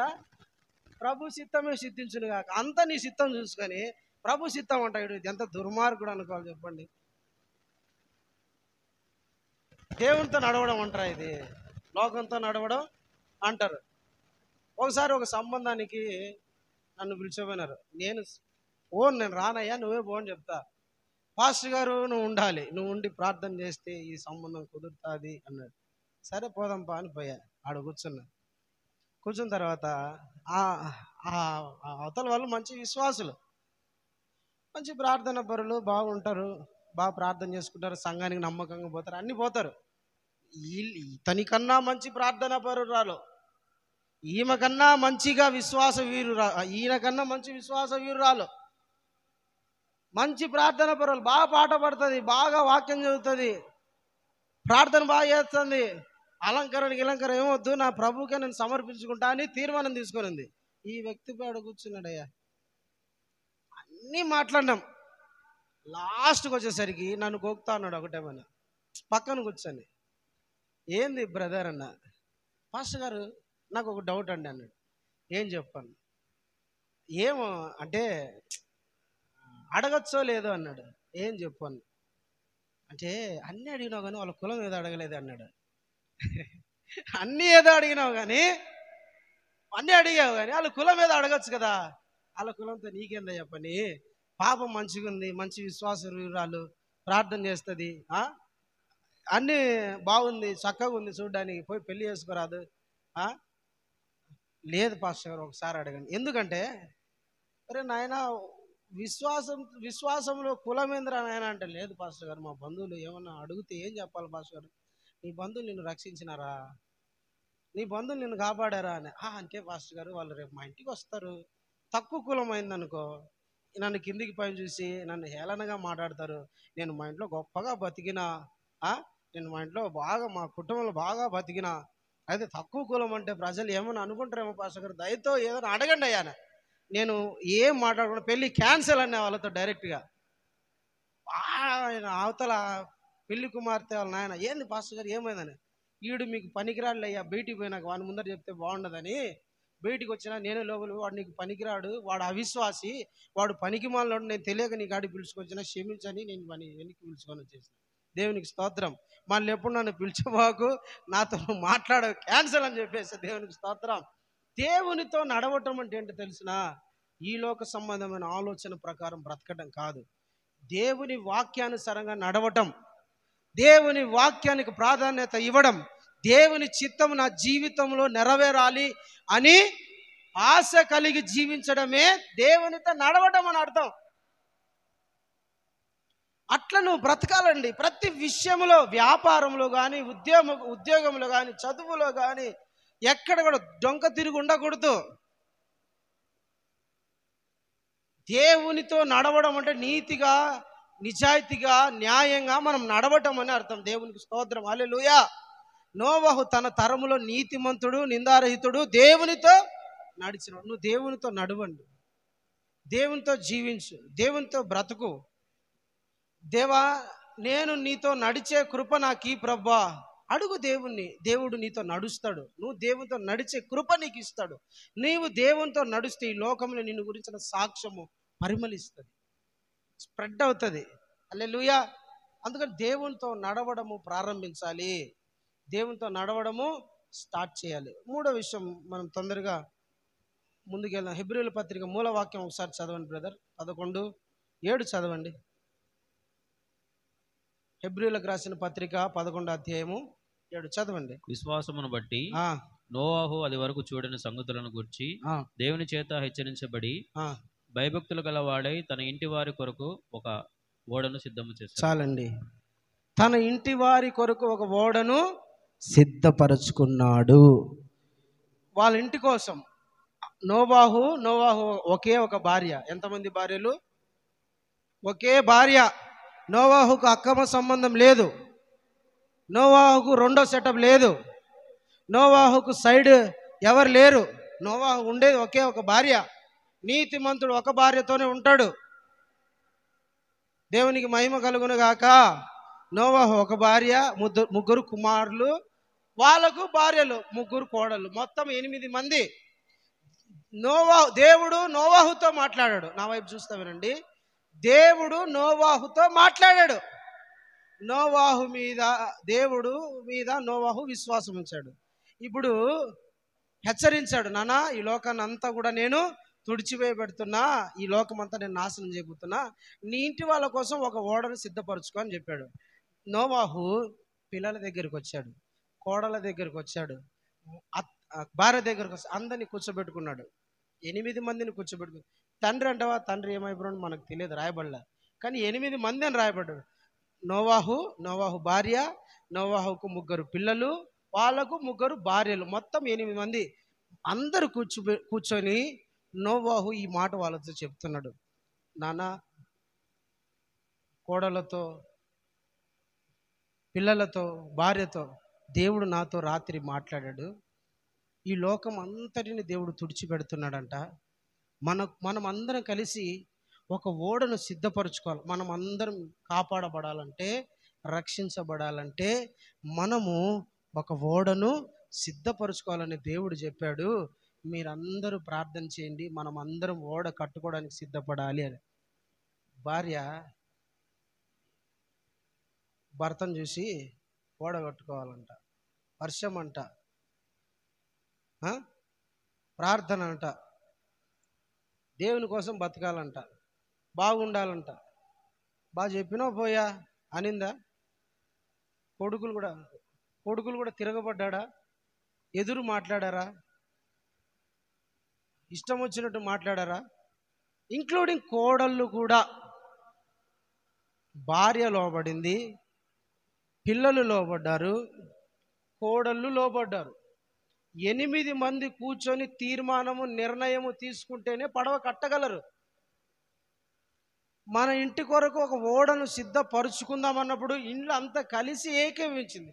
నిజమైన విశ్వాసి, నిజమైన నీతిమంతుడు, నిజమైన ప్రార్థన పరులు తన కొరకు మాత్రం కాదు, తన ఇంటి కొరకు ఒక ఓడను, రక్షణ ఓడను సిద్ధపరుచుకుంటారు. దేవునికి మహిమ కలుగును గాక. దేవునికి స్తోత్రం. Praise lord. నేను ప్రార్థనా పరుణ్ణి, నేను నీతిమంతుణ్ణి, నేను విశ్వాస వీరుణ్ణి, నేను అది అన్నీ చెప్తాను, కరెక్టే. కానీ ఇంటి వాళ్ళ కొడుకు మీ ఇంటి కొరకు నువ్వు రక్షణ ఓడ సిద్ధపరుచుకున్నావా? నీ ఇల్లు రక్షించబడ్డానికి నీ ప్రయత్నం ఏది? నీతో కలిసి నీళ్ళంతా ఏకీవించి ప్రార్థన చేస్తుందా? నీతో కలిసి దేవుని సేవకు సహకరిస్తుందా? నీతో కలిసి పరిచర్యకు రాగలదా? నీతో కలిసి 1 గంట మోకరించగలదా నీ కుటుంబము? నీతో కలిసి పవిత్రంగా బ్రతకడానికి ఇష్టపడగలదా నీ కుటుంబము? నీతో కలిసి దేవుని పని చేయడానికి ముందుకు రాగలదా నీ కుటుంబము? నీ కుటుంబం కోసం నువ్వు ఎంత కష్టపడ్డావు, ఎంత ప్రయాసపడ్డావు, ఎన్ని కన్నీళ్లు గాల్చావు, ఎన్ని రోజులు ఉపవాసం ఉండవు, ఎన్ని రోజులు దేవుని సన్నిధిలో విలపించావు, ఎంత నువ్వు ప్రయత్నం చేసావు దేవుని నీ కుటుంబం రక్షణలోకి రావడానికి. తాగుతున్నాడు, తిరుగుతున్నాడు, ఎట్టబడతాడు, బతుకుతున్నాడు అని తెలుసు, అయినా సరే పట్టించుకోనట్టు బతుకుతున్నావే. నువ్వు విశ్వాస వీరురాలువా? దేవునితో నువ్వు నడుస్తున్న వాళ్ళవా? దేవుని నీతి పరురాలని అనిపించుకోండి, అర్హునువేనా? నీ ఇంటి కొరకు ఎన్ని రోజులు ఉపవాసం ఉండి కన్నీళ్ళు గార్చావు? నీ ఇంటి కొరకు ఓడ సిద్ధపరచుకోవడానికి ఎంత ప్రయాసపడ్డావు? కన్నీళ్లతో విలపించాలా దేవుని సన్నిధిలో కూర్చొని, ఏడవాలా దేవుని సన్నిధిలో, రోధించాలా. హల్లెలూయా.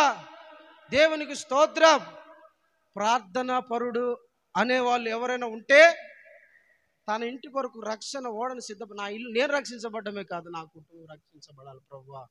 ఏడుపు రావాలండి, దుఃఖం రావాలండి, వేదన కలగాల హృదయంలో. మా నాన్న నా కొరకు 8 సంవత్సరాలు ప్రతిరోజు మోకరించి నా కోసం ప్రార్థన చేసేవాళ్ళు. నేను బయట కూర్చుంటా, ఇంట్లో ప్రార్థన వినపడిందా బయట వెళ్ళిపోతా, మానరైనా ప్రార్థన చేస్తానే ఉండేవాళ్ళు. మా ఇంట్లో అందరు రక్షించబడారు, నేను తప్ప. కానీ వాళ్ళు నన్ను విదిలిపెట్టలా. నా కొరకు ప్రార్థన చేస్తూనే ఉండేవాళ్ళు, ఏడ్చేవాళ్ళు, రోధించేవాళ్ళు, మందిరంలో చెప్పేవాళ్ళు. ఎక్కడ కూడా నా గురించి చెడుగా చెప్పేవాళ్ళు కాదు. మా అన్న తాగుతాడని, మా చెల్లెళ్ళు, నేను తాగుడిపోతాను మా నాన్న ఎప్పుడు చెప్పలా.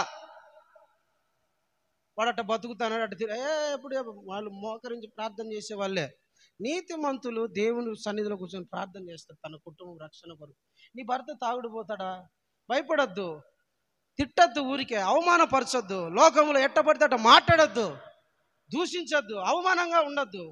దేవుని సన్నిధిలో కూర్చొని ప్రార్థన చేయి. ప్రభువా, నా భర్త మారాలి, తాగుడు విడిపించబడాలి, నా కుటుంబం మారాలయ్యా, నా భర్త నాతో కలిసి నీ మందిరానికి రావాలి, మేమిద్దరం కలిసి నీ సన్నిధిలో పరిచర్య చేయాలి ప్రభా, నీ మందిరంలో నేను సేవ చేయాలి ప్రభా, నీకు సాక్షిగా బ్రతకాలయ్యా, ఇందుకోసం నన్ను వాడుకో ప్రభా, నా భర్తను మార్చు ప్రభా అని ప్రార్థన చేయాలా. నీ పిల్లల కొరకు ప్రార్థన చేయాలా, నీ తల్లిదండ్రుల కొరకు ప్రార్థన చేయాలా, అందరి కొరకు నువ్వు ప్రార్థన. నీ ఇంటి కోసం ఒక రక్షణ ఓడను నువ్వు సిద్ధపరచుకోవాలి. దేవునికి స్తోత్రం. హల్లెలూయా, హల్లెలూయా. ఒక ఇంటికి వెళ్తే ఒక కొడుకు భయంకరంగా తిడతానాడండి, తండ్రిని భయంకరంగా తిడతానాడు. మామూలుగా తిట్టడం లేదు, బా బూతులు నేను ఇల్లు నాయన, అంత ఘోరంగా ఉన్నాడండి. నిజం, నా గుండె బద్దలైపోయింది. అయ్యో, ఏంది ఇట్లా ఉన్నారు ప్రజలు, కన్నీళ్ళు వచ్చేసాయి నాకు తెలుసా, బద్దలైపోయింది నాకు. చాలా రోజులు ఆ కుటుంబం గురించి సన్నిధిలో ప్రార్థన చేశా, చాలా రోజులు. దేవునికి స్తోత్రం. హల్లెలూయా. ఎప్పుడైతే రక్షించబడ్డామో ఆ క్షణము నుంచి కుటుంబం పట్ల ఒక బాధ్యత కలిగి ఉండాలి.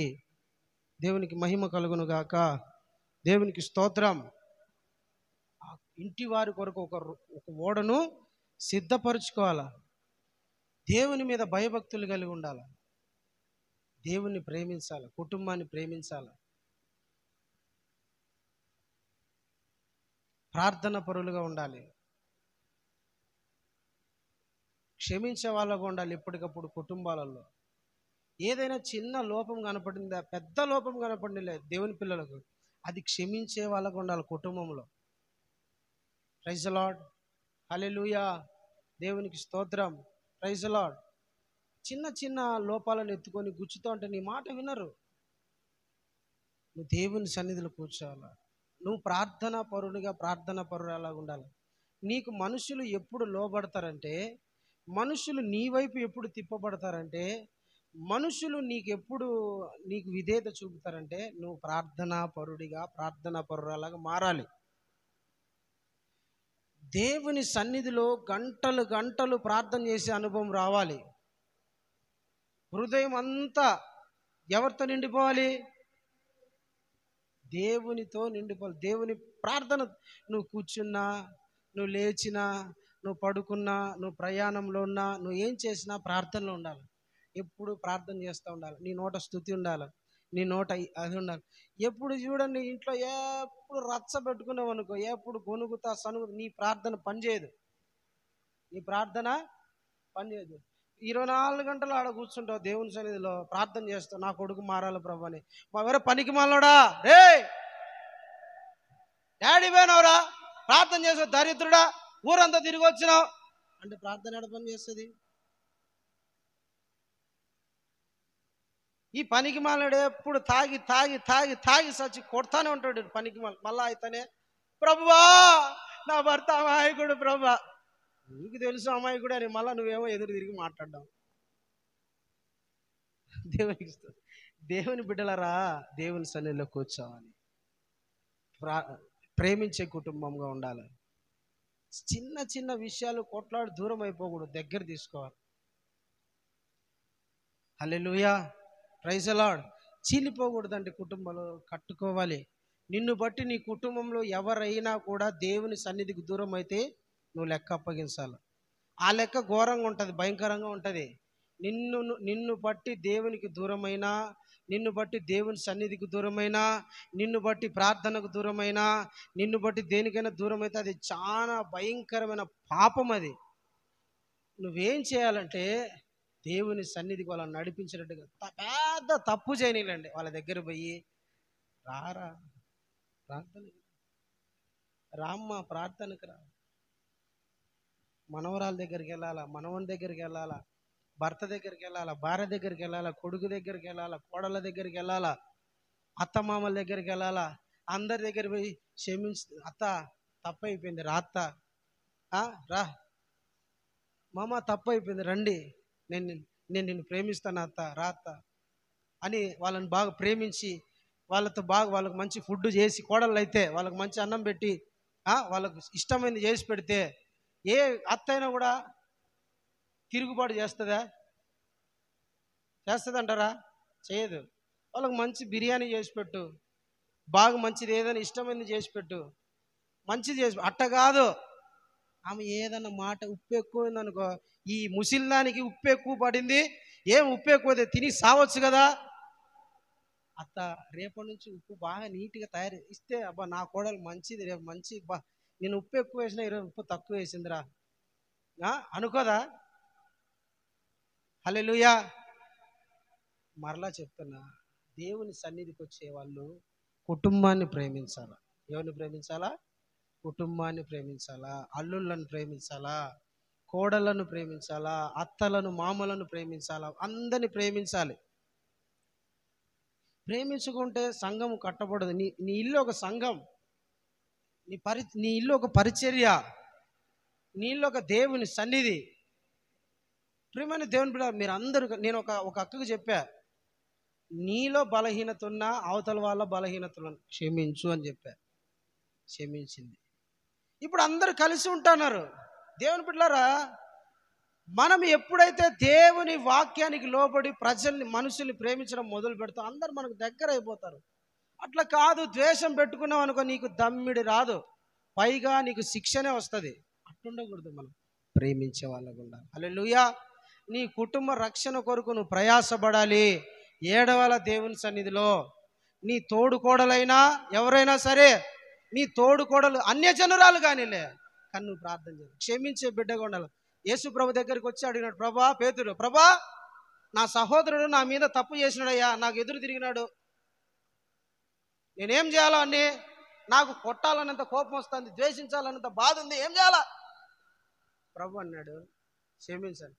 ఏంది ప్రభు 7 సార్లు క్షమించిన, ఇంకేంది సరిపోదా?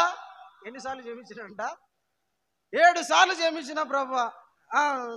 నాకు వల్ల కాదయ్యా, నాకు కుదరదు, ఇంకా వాడు సారికి తప్పు చేయడం, మన దగ్గర పడడం, రారా తమ్ముడు అని, నాకు కారణం కుదరదయ్యా నేను అన్నాడు.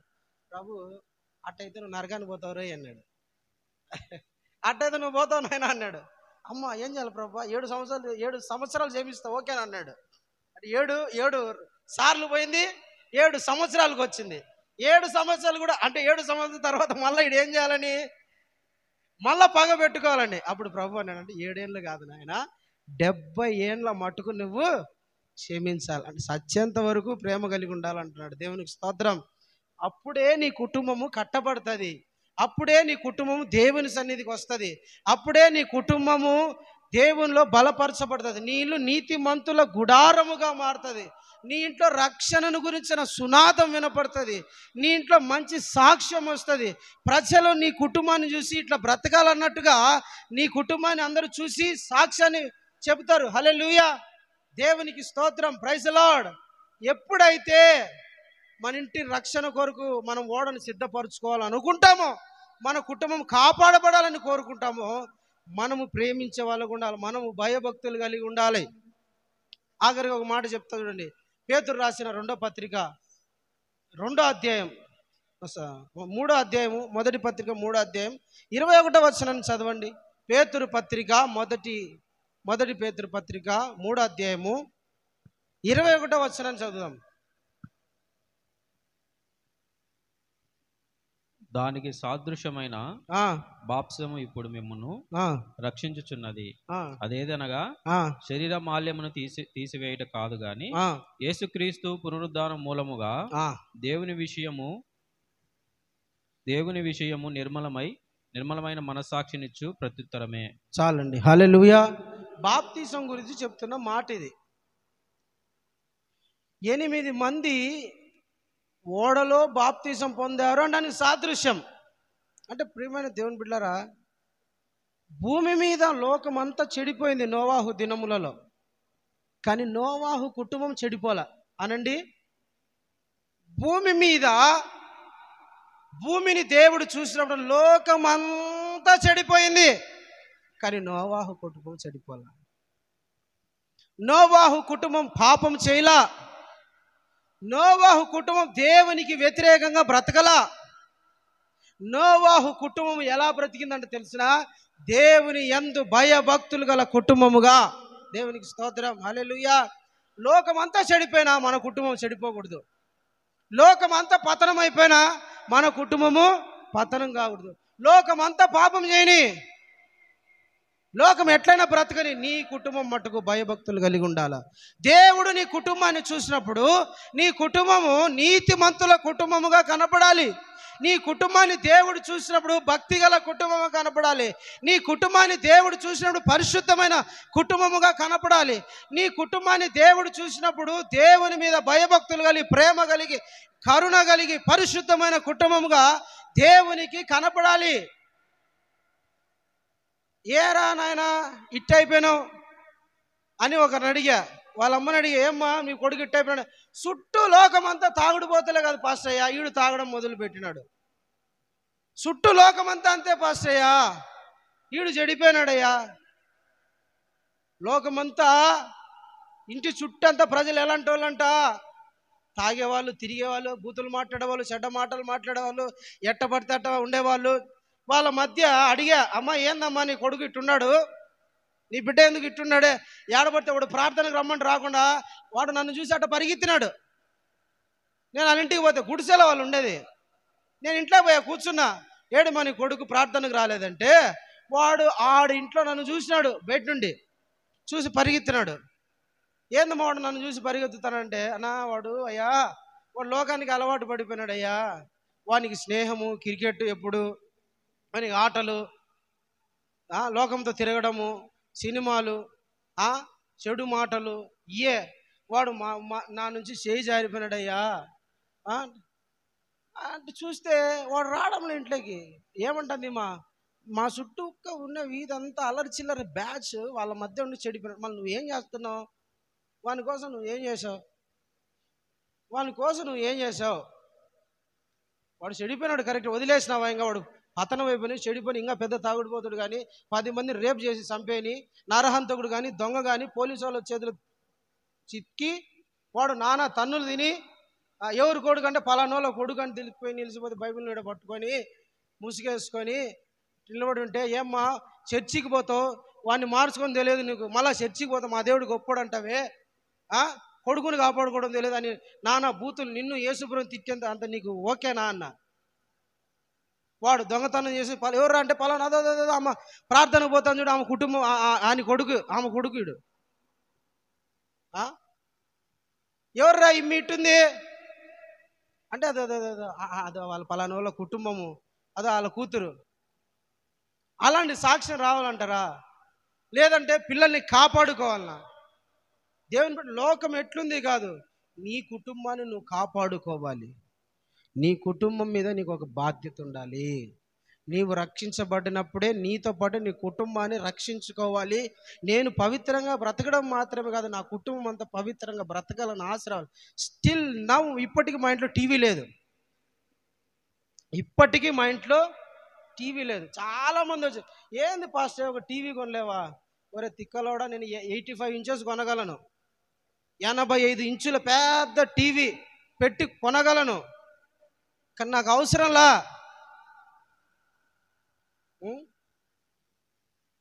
నేటికి ఇప్పటికీ మా ఇంట్లో టీవీ లేదండి. స్టిల్ నవ్ 8 సంవత్సరాల నుంచి మా ఇంట్లో టీవీ లేదు ఇప్పటికి. చాలామందికి ఆశ్చర్యమే. నేటికి కూడా సినిమాలు, సీరియళ్ళు అవసరంలా. మనం అంతా దేవుని పిల్లలం, పరిశుద్ధం. మా నాన్న మమ్మల్ని అట్లా పెంచాడు. మా నాన్న అట్లా మమ్మల్ని పెంచాడు. సినిమా సౌండ్ వినపడదు, ఏంది సినిమాలు చూస్తున్నావు, ఎప్పుడు పాటలు పెట్టాలా, యేసన్న గారి పాటలు, రాజుబాబు గారి పాటలు, లేదా వాక్యం, అంతకు మించి వేరేది ఏది పెట్టకూడదు. ఈ జబర్దస్తులని ఇంకా ఏంటంటే కొత్త వచ్చాయి. క్రికెట్ పెట్టినా కూడా మా నాన్న తిడతాడు. అప్పుడు ఎప్పుడు క్రికెట్ అంటావు, ఏంద్రా నువ్వు మార్చు. హల్లెలూయా. దేవుని బిడ్డలారా, నీతిమంతుడు దేవుని మీద విశ్వాసం కలిగిన వాడు తనతో పాటు తన కుటుంబాన్ని కాపాడుకోవాలి, రక్షించుకోవాలి, సంరక్షించాలి. ఈ తిమోతి మొదటి పత్రిక 2వ అధ్యాయము 3వ అధ్యాయం 4వ వచనం చదువు బ్రదర్. తిమోతి పత్రిక అట్టే ఓపెన్ చేసి పెట్టుకో. 3:4 తిమోతి మొదటి పత్రిక 3వ అధ్యాయము 4వ వచనం. సంపూర్ణ మాన్యత కలిగి తన పిల్లలను స్వాధీనపరచుకొనుచు తన ఇంటి వారిని బాగుగా ఏలువాడై ఉండవలెను. చాలండి. ఒక విశ్వాసి దేవుని మందిరానికి వచ్చే ఒక బిడ్డ ఎట్లుండాలంట? తన పిల్లలను బాగుగా, మళ్ళా చదవండి. సంపూర్ణ మాన్యత కలిగి తన పిల్లలను స్వాధీనపరచుకొనుచు. ఎట్లా ఏం చేయాలంట? స్వాధీనపరచుకోవాలి. అంటే మాటినాలి. రారా కూర్చో, ప్రార్థన కంటే కూర్చోవాలి. దానన్నా ఈయనకి 50 సార్లు చెప్పండి రారా ప్రార్థన కంటే రాడు. చర్చికి రారా అంటే రాడు.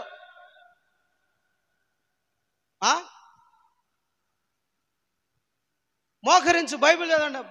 ఇప్పుడు లేదులే డాడీ, ఇప్పుడు నేను చేయను పో, మా అమ్మతో అంటాడు. కాదు, కుదరదు. ఎట్టుండాలంట? సంపూర్ణ మాన్యత కలిగి తన పిల్లలను స్వాధీన పరుచుకొనుచు తన ఇంటి వారిని బాగుగా ఏలువాడై ఉండవలెను. హల్లెలూయా. చూడండి, తన ఇంటిని బాగుగా ఏలాలంట.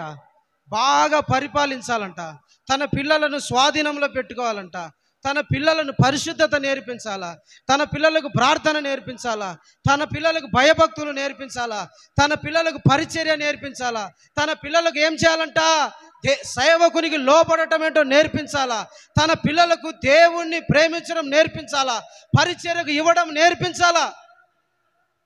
ఒక భక్తిపరుడు, నీతిమంతుడు, విశ్వాసవీరుడు, ప్రార్థన పరుడు తన పిల్లలను స్వాధీనములో పెట్టుకొని తన కుటుంబాన్ని బాగుగా ఏలాలంట. నువ్వే దేవుని ప్రేమించవు, వాళ్ళు ఎట్ట ప్రేమిస్తారు? మీరు తీర్మానంలో నిలకడగా ఉంటే మీ పిల్లలు నిలకడగా ఉంటారు. పవిత్రత మీద మీరు ఆశ పెడితే వాళ్ళు కూడా పవిత్రంగా ఉండడానికి ఇష్టపడతారు.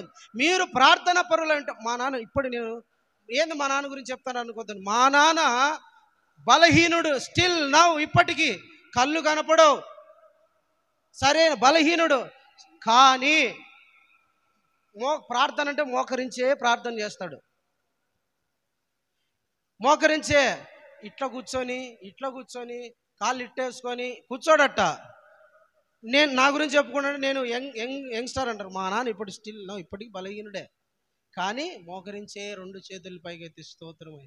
మా నాన్నను చూసినప్పుడల్లా నాకు అనిపిస్తుంది, ప్రభా నేను ఆ వయసులో ఇంకా నిలువు మోకాళ్ళ మీద నిలబడి ప్రార్థన చేసే కృపని నాయన, నేను నీ సన్నిధిలో నిలబడే మోకరించే నిలువు మోకాళ్ళ నుండి ప్రార్థన చేయాలి ప్రభా. మా నాన్న పండుకొని కూర్చొని సోఫాలో కూర్చొని స్తోత్రం అంటాను అనుకోండి, ఒరే మా నాయన ప్రార్థన చేయాలి, నేను చేయండి చేయకుంటే అనుకుంటాం. అవునా? స్టిల్ నౌ, ఇప్పటికి కూడా మా నాన్న మోకరించే ప్రార్థన చేస్తాడు.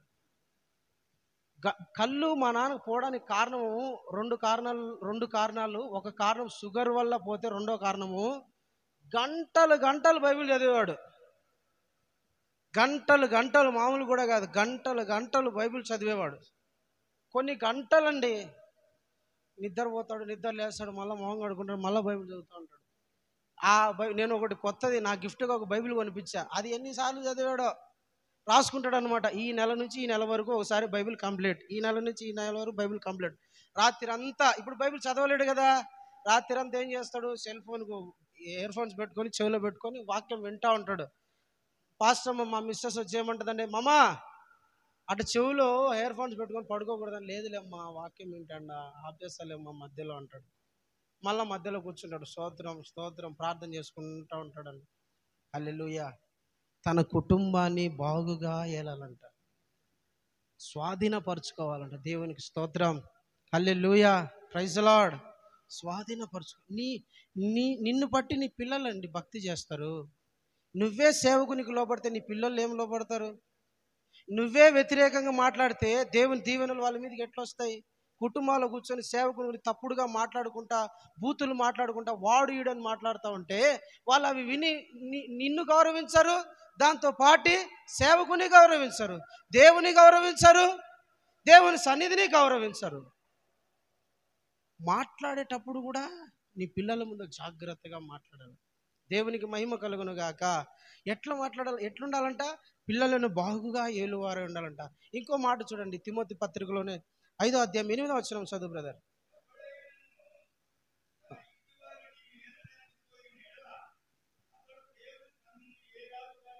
5:8. ఎవడైనను స్వకీయులను విశేషముగా తన ఇంటి వారిని సంరక్షింపకపోయిన పైన చదువు, అదేనా? ఎవడైనను స్వకీయులను విశేషముగా తన ఇంటి వారిని సంరక్షింపకపోయిన ఎడల వాడు విశ్వాస త్యాగము చేసిన వాడై అవిశ్వాసి కన్నా చెడ్డవాడై ఉండును. చాలండి. తన కుటుంబాన్ని ఏం చేయాలంటే తెలిసిన, సంరక్షించేవాడిగా ఉండాలి, కాపాడుకునే వాళ్ళగా ఉండాలి. ఈ లోకములో పడిపోకుండా, పాపములో పడిపోకుండా, దుర్నీతికి అలవాటు పడిపోకుండా, చెడు కార్యాలకు అలవాటు పోకుండా, తాగుడికి అలవాటు పడుకోకుండా, చీకటి అలవాట్లకు అలవాటు పడిపోకుండా, వాడు చీకటి కార్యాలకు అలవాటు పడిపోకుండా జాగ్రత్త కలిగి వాళ్ళని కాపాడుకునే వాళ్ళగా ఉండాలంట. ఈ ప్రేమలో పడిపోకుండా, సెల్ ఫోన్ మోజులో పడిపోకుండా, చెడ్డ వాటికి వైపు తిరగకోకుండా ఏం చేయాలంటే తెలిసిన, పిల్లలను స్వాధీనపరుచుకోవాలంట. విశేషంగా తన ఇంటి వారిని సంరక్షించుకోవాలంట, కాపాడుకోవాలంటండి. ఒక విశ్వాసి, ఒక నీతిమంతుడు, ఒక పరిశుద్ధుడు, ప్రార్థనాపరుడు తన కుటుంబాన్ని సంరక్షించుకోవాలి, కాపాడుకోవాలి, పాపంలో పడిపోకుండా. లోకమంతా పాపంలో పడిపోయిన నోవాహు కుటుంబము పాపములో పడిపోకుండా ఉండడానికి కారణం ఏంటో తెలిసిన? తన కుటుంబాన్ని బాగుగా ఏలాడు, దగ్గర కూర్చోబెట్టుకున్నాడు, ప్రార్థన నేర్పించాడు, విశ్వాసం నేర్పించాడు, నీతిని నేర్పించాడు, దేవుని మీద భయభక్తులు నేర్పించాడు. ఇట్లా బ్రతకాలరా, మందిరానికి ఎట్లా వెళ్తే ఇట్లా బ్రతకాలి, లోకంలో ఇట్టుండాలి, సమాజంలో ఇట్టుండాలి, ప్రజల మధ్య ఇట్టుండాలి అని తన కుటుంబాన్ని కూర్చోబెట్టుకుని నేర్పించాడు. నీ పిల్లలకు నువ్వు నేర్పించాలి దేవుని ఎలా ప్రేమించాలి, వాక్యం ఎట్లా చదవాలా, ప్రార్థన ఎట్లా చేయాలా, దేవుని మీద ఎట్లా ఆధారపడాలా, లోకంలో ఎట్లా బ్రతకాలా, ఇవన్నీ నేర్పించాలి. కూర్చోబెట్టుకొని వాడిని వదిలేసినావు అనుకో, నీ వ్యాపారము, నీ ఇల్లు ఇదే అనుకున్నావు అనుకో, దిక్కుమాలలో లాగా అయిపోతారండి లాస్ట్కు.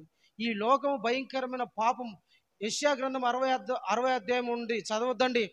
భూమినంట చీకటి కమ్ముపోతుంది, మనుషుల మీద కట్టిక చీకటి కమ్మపోతుందంట. దేవుని బిడ్డలరా, ఆ కట్టిక చీకటిలో నుండి నీ పిల్లలను సంరక్షించాల, కాపాడాల్సిన బాధ్యత నీ మీద ఉంది.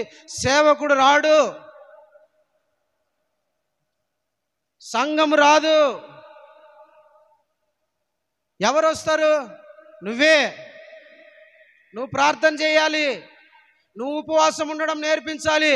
వానికి 3 పూట్ల ఇంతింత పెట్టి వాని కుస్తీ పోటీలో పంపించడంలా తయారు చేయకూడదు. వారానికి ఒక రోజు ఒక పూట ఉపవాసం ఉండడం నేర్పించాలి. ఆదివారం తినకోకుండా రారా మందిరానికి, ఉపవాసంతో రా, నేర్పించాలా. దేవుని సన్నిధిలో ఎలా బ్రతకడం నేర్పించాలి, సేవకునికి ఎలా లోబడడం నేర్పించాలి, పరిచర్య ఎట్లా చేయాలో నేర్పించాలి, కుటుంబాన్ని బాగుగా ఏలాలి. నువ్వు ఎప్పుడైతే నీ కుటుంబాన్ని సంరక్షించాలి, కాపాడాలని దేవుని సన్నిధిలో ప్రార్థన చేస్తావో, నీ పిల్లలు పాపములో పడిపోకుండా, చీకట్లో పడిపోకుండా, దరిద్రపు అలవాటు పడిపోకుండా దేవుడు కాపాడుతూ వస్తాడు. వాళ్ళు దేవునికి స్తోత్రం. నిన్ను ప్రేమించే పిల్లలుగా మారిపోతారు, నిన్ను చూసుకునే పిల్లలుగా ఉంటారు. వాళ్ళు నీ మీదకి మడిమ ఎత్తారు, వాళ్ళు నిన్ను ప్రేమిస్తారు, వాళ్ళు నిన్ను గౌరవిస్తారు, నిన్ను సన్మానిస్తారు, నీకు లోబడి ఉంటారు, నీ కొరకు ప్రార్థన చేస్తారు. హల్లెలూయా, హల్లెలూయా. నోవాహు తన కుటుంబం కొరకు ఓడ సిద్ధపరచుకోవడం మాత్రమే కాకుండా తన పిల్లలను కాపాడుకునేవాడుగా ఉన్నారు. భూలోకం అంతా నాశనం అయిపోయినా కానీ నోవాహు కుటుంబము నాశనమైందా? నోవాహు కుటుంబం మునిగిపోయిందా? నోవాహు కుటుంబం పతనమైపోయిందా? లేదండి. నోవాహు కుటుంబం కాపాడబడింది, నోవాహు పిల్లలు కాపాడబడ్డారు. నీ పిల్లల్ని కూడా దేవుడు కాపాడుతాడు, నీ పిల్లల్ని కూడా దేవుడు సంరక్షిస్తాడు. నీ పిల్లల గురించి భయపడద్దు, దిగులు పడద్దు, ఆందోళన చెందొద్దు. అయితే నువ్వేం చేయాలో తెలిసిన? దేవుని సన్నిధిలో వాళ్ళ కొరకు ప్రతిరోజు కన్నీటి ప్రార్థన చేయాలా, ఏడవాలా, వాళ్ళను నీ దగ్గర కూర్చోబెట్టుకొని వాక్యం చెప్పాలా, నీతి బోధించాలి వాళ్ళకు. దేవుని వాక్యంలో రాయబడింది, సామెతల గ్రంథంలో, నీతిమంతుడు తన పిల్లలకు సన్మార్గమును నేర్పిస్తారంట, నీతి మార్గమును బోధిస్తారంట. తన పిల్లలకు చిన్నప్పటి నుంచే దేవుని మీద భయభక్తులు అంటే నేర్పిస్తారండి. కూర్చోబెట్టుకో. నువ్వు దేవుని భక్తి చేస్తే, నోవాహు పిల్లలు ఏ టైంలో లోబడ్డారు తెలిసిన? నోవాహు 500 సంవత్సరాలు అంట. ఎన్ని సంవత్సరాలు? 500 సంవత్సరాలు. వాళ్ళకప్పుడు ఒక వయసు ఉంటుంది, ఆ వయసు పిల్లలు కాదు. చెట్టు అయి వంగనేది మానై వంగుతుంది. ఎప్పుడు? ప్రార్థనతో, సత్క్రియలతో, ఉపవాసములతో, దేవుని వాక్యముతో మాను కూడా వంగుతుంది. నేను చెప్తాను, రాసుకో. మాను కూడా వంగుతుంది. హల్లెలూయా. నీ పిల్లలు వంగుతారు. నా చిన్న ఈ వయసులో వాళ్ళు ఏం మాట వింటారు. ఈ వయసులో ఏం మారుతారు. ఈ వయసులో ఏంటంటే, ఈ వయసులోనే పరిచర్యకు వస్తారు, ఈ వయసులోనే అన్ని చేస్తారు. అయితే నువ్వు దేవుని కొరకు దేవుని సన్నిధిలో ప్రార్థన చేయాలి. దేవునికి స్తోత్రం కలుగును గాక. హల్లెలూయా. ఆఖరి మాట లూకా సువార్త 17 అధ్యాయము 26, 27. లూకా సువార్త 26 అధ్యాయం 17 అధ్యాయం 26, 27 వచనాలు. లూకా శుభవార్త చదవండి. నోవాహు దినములలో ఆ, జరిగినట్టు మనుషుని కుమారు దినములలోనూ జరుగును. నోవాహు ఓడలోనికి నోవాహు ఓడలోనికి వెళ్ళిన తర్వాత వెళ్ళిన దినం వరకు ఆ, జనులు తినుచు త్రాగుచు జనులు తినుచు తాగుచు పెళ్ళాడుచు పెళ్లికి ఇయ్యబడుచు నుండిరి. ఆ, అంతలో జలప్రలయం వచ్చి వారందరినీ నాశనం చేశాను. చాలండి. హల్లెలూయా. ప్రియమైన దేవుని బిడ్డలారా, నోవాహు దేవుని వెంబడిస్తున్నాడు, నోవాహు దేవునితో నడుస్తున్నాడు, నోవాహు దేవుని ఆరాధిస్తున్నాడు. నోవాహు తన ఇంటి కొరకు ఒక రక్షణ ఓడను సిద్ధపరచుకుంటున్నాడు. తన కుటుంబం కాపాడబడడానికి, జలములలో నీళ్ళలో వరదలలో మునిగిపోకుండా ఉండడానికి తన ఇంటి కోసం ఒక ఓడను సిద్ధపరచుకుంటా ఉంటున్నాడు. జనులు ఇతను ఓడ కట్టుకుంటా అన్నాడు, ప్రార్థన చేసుకుంటున్నాడు, సిద్ధపరచుకుంటున్నాడు, రాకడకు సిద్ధపడుతున్నాడు. అయితే జనులు అంటే ఏం చేస్తాను? తినుచు తాగుచు పెళ్లి చేసుకొనుచు పెళ్లికి ఇయ్యబడుచు ఎంజాయ్ చేస్తూ ఉన్నారంట. వాళ్ళకి ఇష్టం వచ్చినట్టు బ్రతుకుతా ఉన్నారు. విందులు, వినోదాలు, పార్టీలు, పెళ్ళిళ్ళు, ఫంక్షన్స్, బిజీ లైఫ్. లోకమంతా వీళ్ళు ఏ బిజీలో ఉన్నారు? ఓడ కట్టుకుంటా ఉన్నారు. మొద్దులు పాపం మోసుకుంటా ఇట్లా మోసుకుంటా పోతున్నారు ఒక్కొక్కటి. వీళ్ళు ఫంక్షన్లు చేసుకుంటున్నారు, పెళ్ళిళ్ళు చేసుకుంటారు. ఏ నోవాహు, ఏ షేము, హాము, యాపేతు, ఏందిరా మీరు ఎప్పుడు పడవ కట్టుకుంటారు? రాండ్రా పెళ్ళికి, ఈరోజు కూడా ఏం పడవ, రాండ్రా మీరంట. నీకు తెలియదురా నాయన, ఉగ్రత రాబోతుంది, వర్షం రాబోతుంది, వరదలు రాబోతున్నాయి, దేవుడు భూమిని నాశనం చేయబోతున్నారు, ఓడ కట్టుకోమన్నాడు రా, నువ్వు కూడా రారా, ఒక సాయం చేద్దురారా, మనం అందరం కాపాడబడతాం రారా అని ఇతనేమో ఓడ కట్టుకుంటున్నారు. వీళ్ళేమో బాగా ఎంజాయ్ చేసుకుంటారు. నీ జడేంది ఇంత పొడుగుంది, ఏ లిఫ్ట్కు, ఏ బ్రాండ్, పూలు ఎందుకు ఇంత పొడుగు పెట్టుకున్నావు, ఆ రంగు వేసుకోవచ్చు కదా, పాలిష్ ఇది కదా, అట్లా లోకస్తులు అట్లా మాట్లాడుకుంటారు. నువ్వు పెళ్లి చేసుకున్నావు కదా, చికెన్ ఎంత పెట్టావు, మటన్ ఎంత పెట్టావు, ఎలా చేసుకున్నావు నువ్వు పెళ్ళి? బిజీ అయిపోయారండి లోకంలో. ఖాళీ దొరికితే చాలు, ఆడిపోయి చికెన్ పకోడా తినొద్దాంరా, ఆడిపోయి బిర్యానీ తినొద్దాంరా, ఆడిపోయి పానీపూరి తినొద్దాంరా, ఆడిపోయి బర్గర్లు తినొద్దాం, కేఫ్కి వెళ్దాంరా. ఎప్పుడు జనులు తినడానికి తాగడానికి, ఆడ జ్యూసులు బాగుంటాయంట, కూల్ డ్రింక్లు బాగుంటాయంట, మజాలు బాగుంటాయంట, ఆడి పోదాంరా. దా బ్రదర్ రా, ఏంది ఎప్పుడు బైబిల్ ప్రార్థన రా, కమాన్. ఈ సిస్టర్తో అంటారు, ఆ సిస్టర్తో, ఈ సిస్టర్లతో ఎప్పుడు పెళ్ళి బాగా చేసుకున్నావు కదా ఫస్ట్ అయ్యా, చికెన్ బాగా పెట్టాడు కదా, చేపలు బాగా పెట్టాడు కదా, నా పెళ్ళి కూడా ఇట్లా పెడతా. దేవుని పిల్ల చూడండి, జనులు తినుచు తాగుచు పెళ్లి చేసుకునుచు పెళ్ళికి ఇవ్వబడుచు ఉన్నారంట. ఫంక్షన్స్లో బిజీగా అయిపోయారంట. అక్క మా ఇంట్లో ఆదివారం పొద్దున ఎంగేజ్మెంట్ జరుగుతుంది రా. చర్చి ఉంది కదా సిస్టర్, చర్చి ఎప్పుడు ఉండేది కదా, నువ్వు రా. బాక్స్ ఇస్తున్నారు, ఒకటి క్యారీ బాక్స్, దాని నిండా స్వీట్లు బిర్యానీలు పెడతారు. కమాన్, అవునా, ఓకే ఓకే, నేను నా కుటుంబం అంతా వస్తాం, అందరం పాల్గొంటాం, 116 పెట్టి వచ్చేస్తాం. జనులంట తినుచు పెళ్లి చేసుకుంటూ పెళ్లికి ఇవ్వబడుచు. నోవాహు మనకు అతి త్వరలో దేవుడు రాబోతున్నాడు. అతి త్వరలో దేవుని మాట నెరవేర్చబడతా ఉంది. ఉగ్రత సమీపిస్తోంది. పరిశుద్ధులు ఎత్తబడబోయే కాలము సమీపించింది. పరిశుద్ధుడు ఇంకనూ పరిశుద్ధుడుగా ఉండాలన్నాడు. నీతిమంతుడు ఇంకనూ నీతిమంతుడుగా ఉండాలన్నాడు. పవిత్రతను కాపాడుకోవాలన్నాడు. మెలకు కలిగి ఉండాలన్నాడు. ప్రార్థన చేస్తూ ఉండన్నాడు. దేవుని యందు భయభక్తులు కలిగి ఉండమన్నాడు. అన్నిటి అంతము సమీపిస్తుంది కాబట్టి మెలకువ కలిగి ప్రభు రాకడకు సిద్ధపడు అన్నాడు. అంతే, మనం ఏం చేయాలా? సిద్ధపడాలంతే. హల్లెలూయా. సిద్ధపడాలి. దేని కొరకు? నీకు ఇప్పుడు ఎంత పరిశుద్ధత ఉందో అంతకు 2 కావాలా.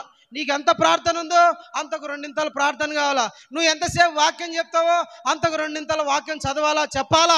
ఇప్పుడు ఎంత భారం కలిగి ఉన్నావో అంతకు 2 కావాలా. నువ్వు ఎంత దేవునికి ఇస్తానవో అంతకు 2 దేవునికి ఇవ్వాలా. ఎంత పరిచర్య చేస్తానో అంతకు 2 కావాలా. ఉన్నింది చల్లారిపోయింది అనుకో, ఒకరోజు రానే వస్తుంది ఉగ్రత. ఆకాశ తూములు విప్పబడతాయి, అగాధ జలముల ఊటలు ఒక్కసారి బద్దలవుతాయి. తెలియకోకుండా నాశనము సమీపిస్తుంది. అనుకోనని గడియలో అంట జనులు తినుచు తాగుచు KFCలో ఉండగానే వస్తుంది ప్రభు రాకడ, పెళ్లిలో ఉండగానే వస్తుంది ప్రభు రాకడ. దేవుని బిడ్డలారా, ఎప్పుడు రాకడ వస్తుంది నీకు తెలియదు.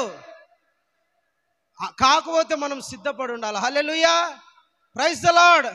దేవుని అంటే వేరే జీవించాలండి లోకానికి. వాళ్ళకు కూడా నీతి ప్రకటించాలా. వాళ్ళు వచ్చినారని చర్చి మానేసి వాళ్ళ ఇంట్లో కూర్చొని రా బిర్యానీ తిందాం రా, రా చికెన్ పకోడా తిందాం రా, రా ఆడికి పోదాం రా, రా చీరలకు పోదాం కాదు. ఆ లోకం మారిపోయింది, ఆ టైం పోయింది, ఇంకా ఆ సమయం గతించిపోయింది. ఇంకా టైమ్ ఈజ్ నియర్, సమయము దగ్గర పడింది. నువ్వు ఎంజాయ్ చేసే కాలం కాదు ఇది, సిద్ధపడాల్సిన సమయం. నీవు సిద్ధపడాలి, నీతో ఉన్న సమూహాన్ని సిద్ధపరచాలి. ఇది ఎంజాయ్ చేసే టైం కాదండి. నేను మళ్ళా చెప్తున్నా, ఎంజాయ్ చేసే టైం కాదు. నీవు సిద్ధపడాల్సిన టైం. ఎక్కడ ఖాళీ ఉంటే అక్కడ ప్రార్థన చేయాలి, ఆత్మలో ప్రార్థన చేయాలా, పరిశుద్ధులతో కలిసి ప్రార్థన చేయాలా, దేవుని మాటలు ధ్యానించుకుంటా ఉండాలా, రాకడకు సిద్ధపడాలి. అందరు అంటారు వదిలేసే మనం దూరం చేయాలి, కానీ మనకైతే ఒకటే వివేచన, నేను సిద్ధపడాలి, నా కుటుంబం సిద్ధపడాలి, నా సంఘం సిద్ధపడాలి, ఓడ సిద్ధపడాలి. హల్లెలూయా, హల్లెలూయా. ఓడ సిద్ధపడాలి, నేను మహిమకు సిద్ధపడాలి, నా కుటుంబం అంతా కూడా ఓడలేకి రావాలి, ఉగ్రతను తప్పించుకోవాలి. భూమి మీద 7 ఏళ్ళ శ్రమ ఉంటుందంట. 7 ఏళ్ళ శ్రమ మేలు నాకు తెలిసి. ఈడ చాలా 10%, 100లో 10% 7 ఏళ్ళ శ్రమ. అంతకు మించి నరకం ఒకటి ఉంది. ఇక్కడ శ్రమలు తప్పించుకోవాలా, నరకాన్ని తప్పించుకోవాలా. ఇవన్నీ తప్పించుకోవాలంటే లోకములో నుండి వేరై భక్తి చేయాలా, వైరాగ్యములోకి రావాలా, లోకాన్ని వెంబడించకూడదు. హల్లెలూయా. దేవుని కాదని, దేవుని సన్నిధిని కాదని, మందిరాన్ని కాదని, ప్రార్థనను కాదని, ప్రార్థనను నిర్లక్ష్యం చేసి లోకం మీద మనసు పెట్టకూడదు. నీ కుటుంబానికి నీవు ఒక ఓడను సిద్ధపరచు. దేవునికి స్తోత్రం, హల్లెలూయా. నువ్వు అలాగ సిద్ధపడాలి. నోవాహు దినములలో సిద్ధపడినట్టుగా మనము సిద్ధపడాలి. విశ్వాసం కలిగి ఉండాలి, దేవుని మీద నమ్మకం పెట్టుకొని ఉండాలి. తర్వాత మనము నిందారహితులుగా ఉండాలి, నీతిమంతులుగా ఉండాలి. ఎవరు మన మీద ఏ నేరము మోపగలిగినట్టుగా మనలో మచ్చ కూడా కలపడకుండాంతగా పవిత్రంగా మనం బ్రతకాలి. దేవునితో నడవడము మనము ప్రారంభించాలి. దేవునికి స్తోత్రం, హల్లెలూయా. వీటన్నిటి మీద మనం మనసు పెట్టి జీవించాలి. విశ్వాస వీరుడు ఇలా ఉంటాడు. రాబోయే రోజుల్లో దేవుని ఉగ్రత సమీపిస్తోంది. మీరు గమనించినారో గమనించలేదో, ఇజ్రాయేలు దేవుడు ఏమన్నాడంటే, ప్రభా నీ రాకడకు ఈ యుగ సమాప్తికి సూచన ఏంది ప్రభా అంటే, అంజూరపు చెట్టును చూచి ఉపమానము నేర్చుకొనుడి అంటే, ఇజ్రాయేలు దేశమును చూడండి, ఇజ్రాయేలు దేశ పరిస్థితులను మీరు గమనించండి. రాకడకు ముందుకు గుర్తులు ఏంటంటే, ఇజ్రాయేలు దేశంలో కలగబోయే సూచనలే. ఇప్పుడు స్టిల్ నౌ, ఇప్పుడు కూడా ఇజ్రాయెల్ దేశంలో భయంకరమైన యుద్ధం జరుగుతుంది. ఇరాక్ అండ్ ఇజ్రాయెల్ ఈ రెండు కొట్టుకుంటున్నాయి. ఇది కానీ పెద్దదై రష్యా ఇరాక్తో కలిసిందా? యెహెజ్కేలు గ్రంథం 38, 39 అధ్యాయాలు నెరవేర్పు అంటే రాకడ సమయము సమీపించిందని నీకు తెలియదు. రాకడ గుర్తులు అంత భయంకరంగా ఉంటాయి. యెహెజ్కేలు గ్రంథం 38, 39 నెరవేర్పు కాలం సమయము సమీపించింది. ఈ రెండు దేశాలు ఇరాక్ రష్యా రెండు కలిసి ఇజ్రాయెల్ దేశం మీదకి వచ్చినాయా? చదువువాడు గ్రహించును గాక, బుద్ధిమంతుడు మెలకు కలిగి ఉంటాడు. రాకడ టైం దగ్గర పడిపోయింది, ప్రవచనం నెరవేర్చబడ్డాయి. ఇవన్నీ కాదు, నేను దేవుని కొరకు సిద్ధపడాలా, నా కుటుంబాన్ని సిద్ధపరచుకోవాలా. దేవునికి స్తోత్రం. ఎప్పుడైతే ఆ యుద్ధం ప్రకటించబడుతుందో అంతే అబద్ధ క్రీస్తు లోకంలోకి బయలుపరచబడతాడు. 7 ఏళ్ళ శ్రమ ప్రారంభమవుతుంది.